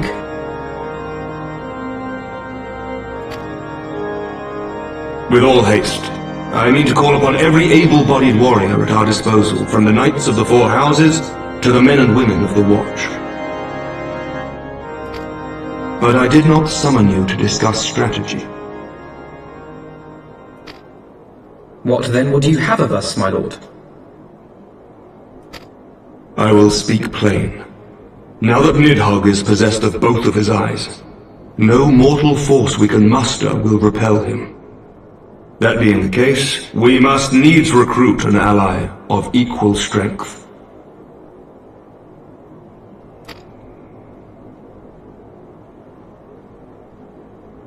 You speak of Hraesvelgr?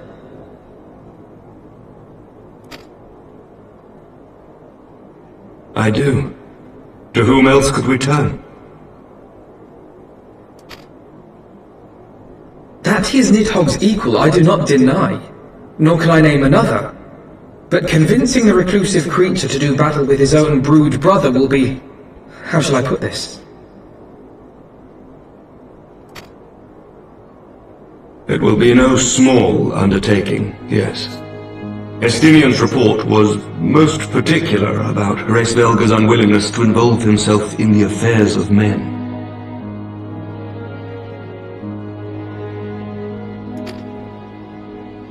But much has changed since your visit to Somal, and if there is even a chance that the dragon may be swayed, I must plead our case. Whatever price the dragon asks of me, I shall pay it. Such was my oath, to defend the people of Ishgard. Come what may, my friends, the battle with Nidhogg will mark the end of my tenure as the acting head of church and state. Will you help me discharge this final duty?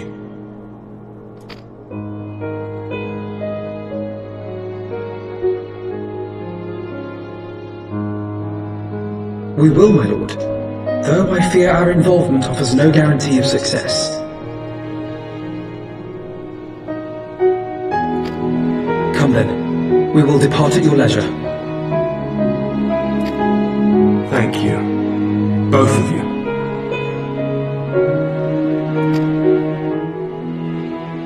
The city is yours, First Commander. My lord, we shall pray for your swift return.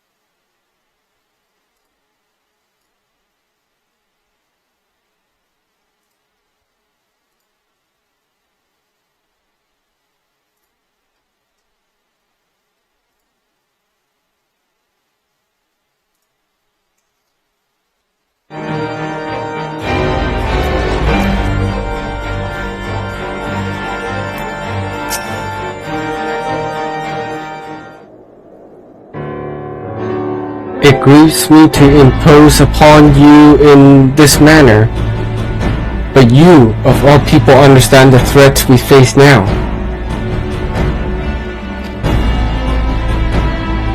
It is no imposition, Sir Agmeric, Tusol, and I. Ishgard is as a second home. After the many battles we have fought and the bonds we have forged, the plight of your nation has become our own. If there is aught that we can do to aid in its salvation, then pray impose all you must.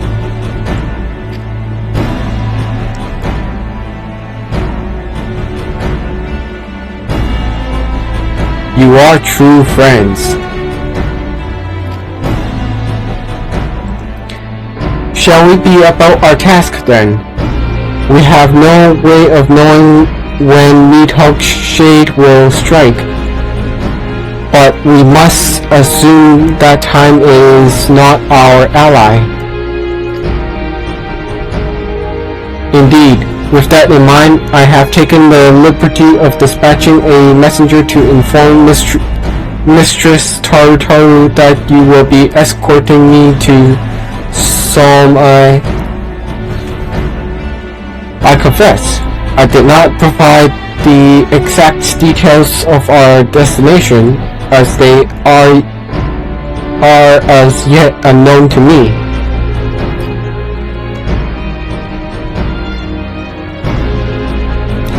We will summon Hasfragar at Zenith in the churning mist ere we begin our ascent. However, I think it's best that we pay a visit to Anix's shrine. You seek an advantage in the coming negotiation? I do. I will consult with Fidelmir.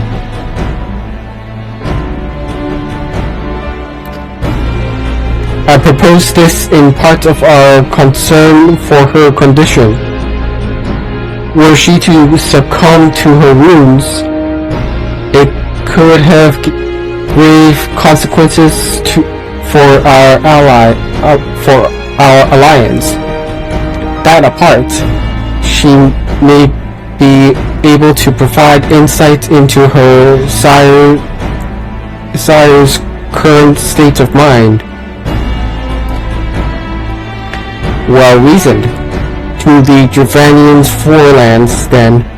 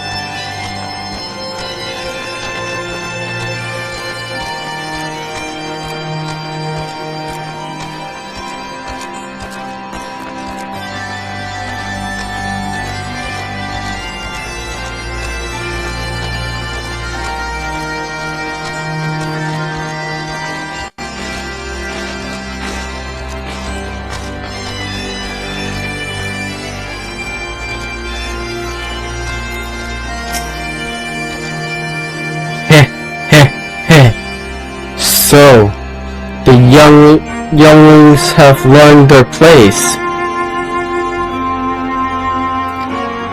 Do not worry. My intention is not to foster ill relations, but to teach. The younglings grow too prideful, doubting the strength of men. But thanks to you, they now understand.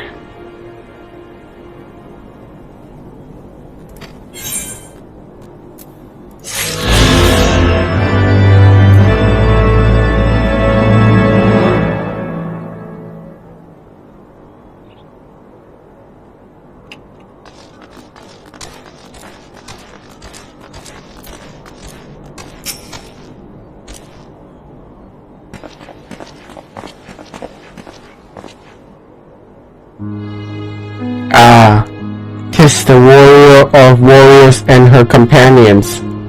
What bringeth you to mine abode?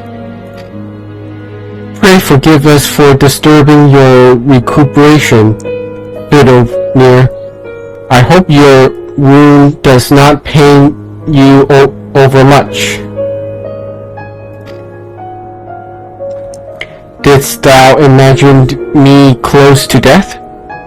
The thrust was deep, but not mortal. I will heal in time.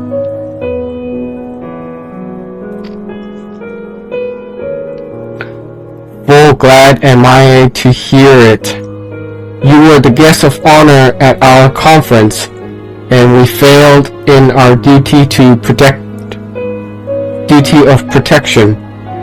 On behalf of Ishgard, I apologize unreservedly.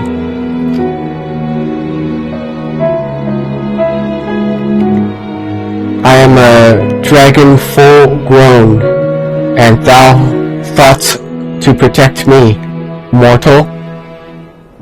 I was tempered by the fires of battle, ere thy great grandsire learned to crawl. Thy words do remind me of a knight whom I called friend some 1,000 years past. He swore to defend me from harm and hardship.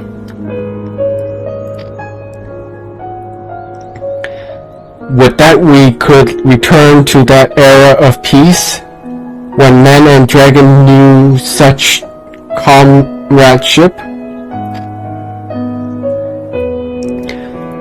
Would that our every effort to do so were not undone by ancient rancor?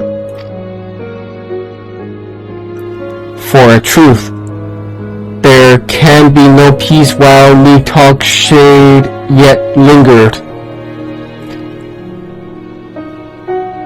That much is plain. Yet we lack the strength to banish him. Thus do we make for Som-El to beseech the aid of your sire once more.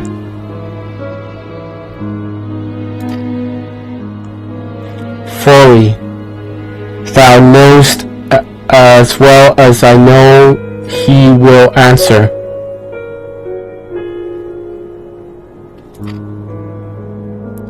Has Fregar's heart remains unchanged, then? A pity. But if it is fully to hope, I am content to die a fool.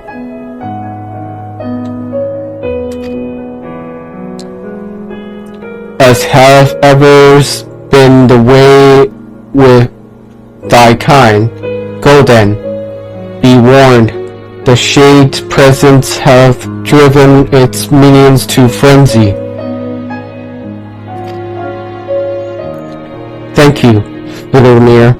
We shall disturb your rest no longer.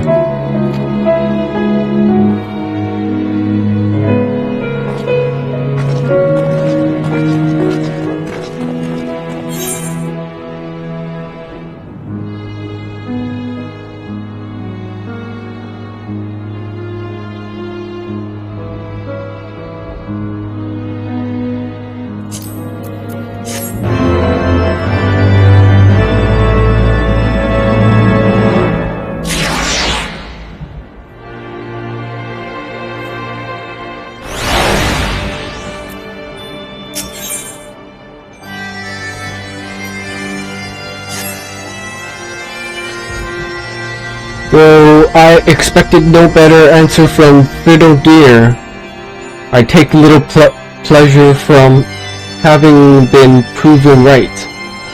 'Twould seem that our presence at Zenith will be every bit as unwelcome as I have anticipated. But What is the ire of one great worm to a trio of self-confessed fools such as ourselves?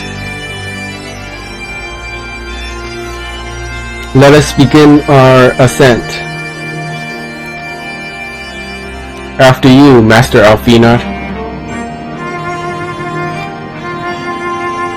Scout ahead if you wish, so we shall join you outside Malcolm.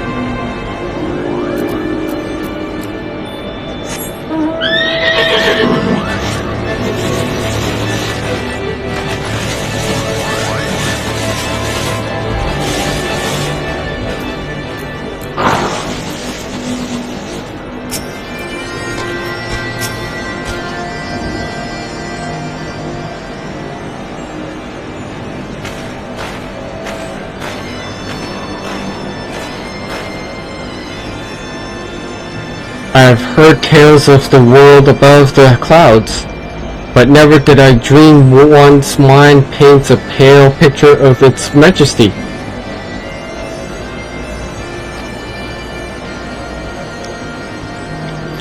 Few live to see such wonders.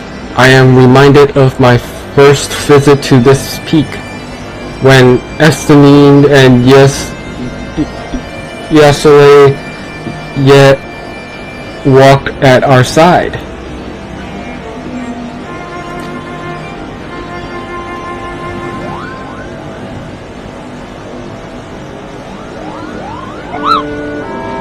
Upopo? Is that you, sir?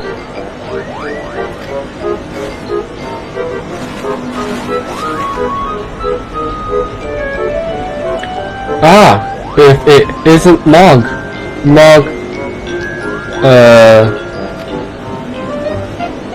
Don't tell me you have forgotten my name, Hoopo. After all, we have been through together.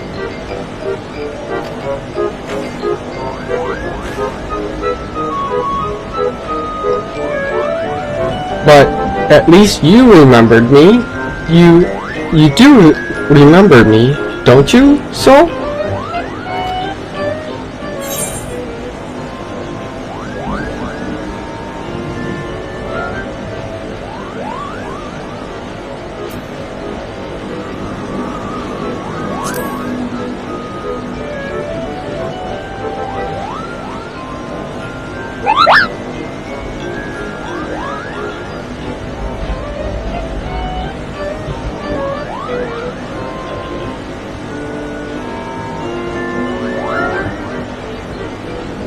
How could you mistake me for that overstuffed throned warmer?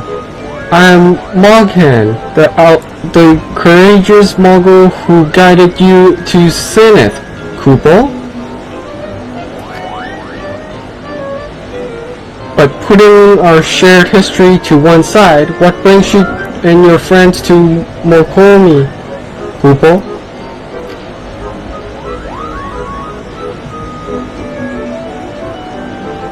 Ah, another audience with old Hasvegard.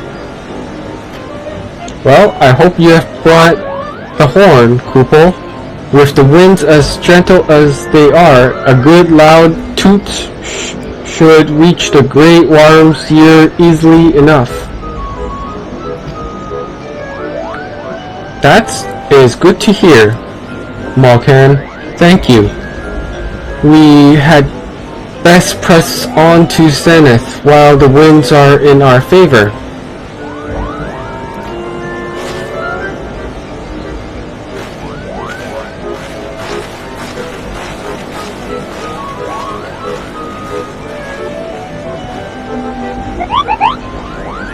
Now that was unexpected, Kupo. Chieftain Mogwin will want to hear about this.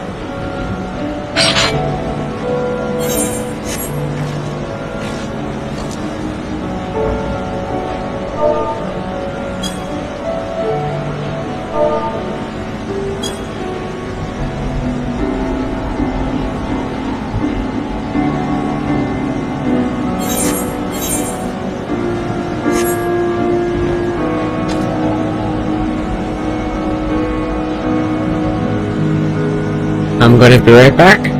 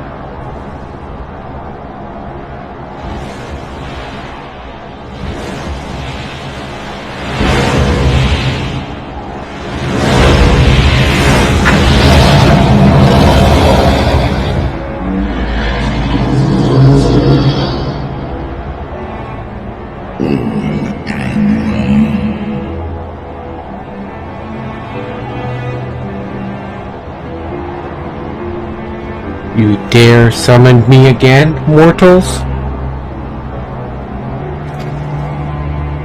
Great Hraesvelga, 'tis not lightly that we beg this audience.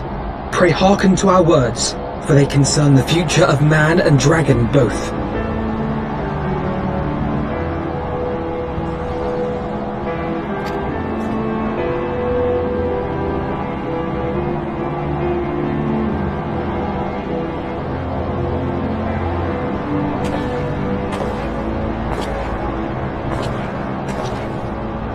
Greetings, Hraesvelga. I am Emeric de Burrell, acting ruler of the nation of Ishgard. I am come before you to parley on behalf of my people.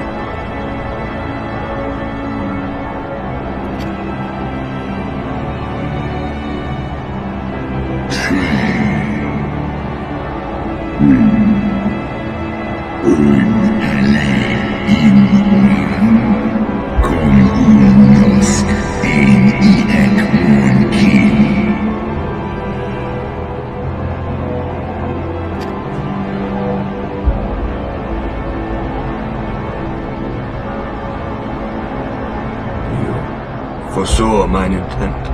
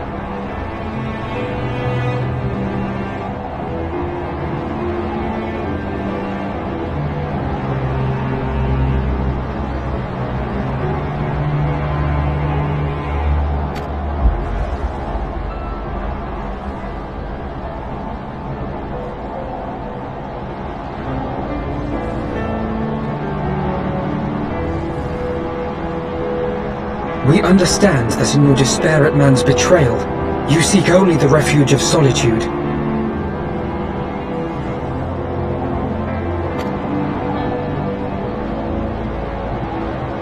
But despite your protestations of spent faith, do you not still nurture the smallest flame of hope?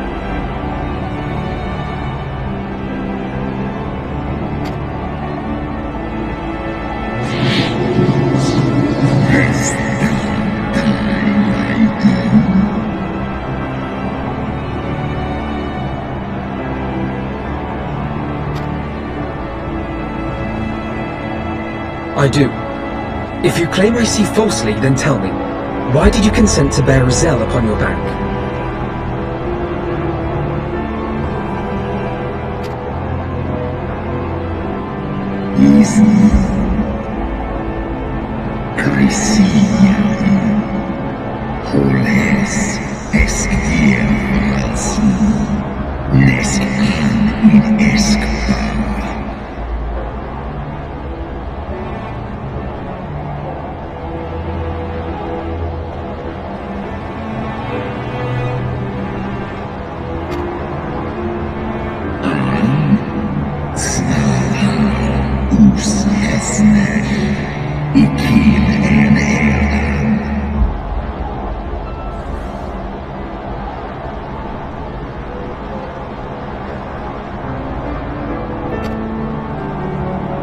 So you do distinguish between those who acknowledge and repent their sins and those who perpetuate them. Interesting.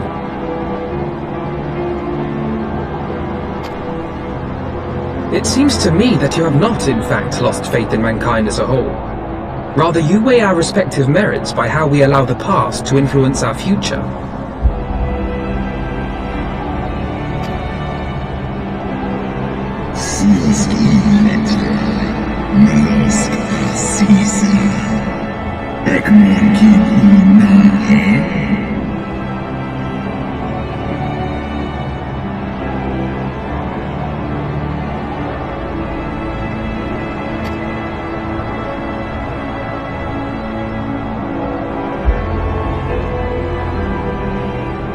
Should we suffer ties of blood to bind our hands, then?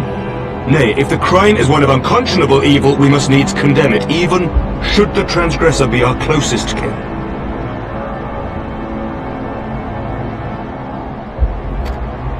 When my father corrupted himself and his followers with the power of a primal, I beseeched the warrior of light to slay him, an act alike to patricide. That he did not die by my hand matters little. If anything, it heaps greater disgrace upon my name. But had my father not fallen, he would have drawn countless thousands into a holy war of hellish proportions, which I hold the greater crime. Thus did I order his execution, sparing the lives of my people and yours.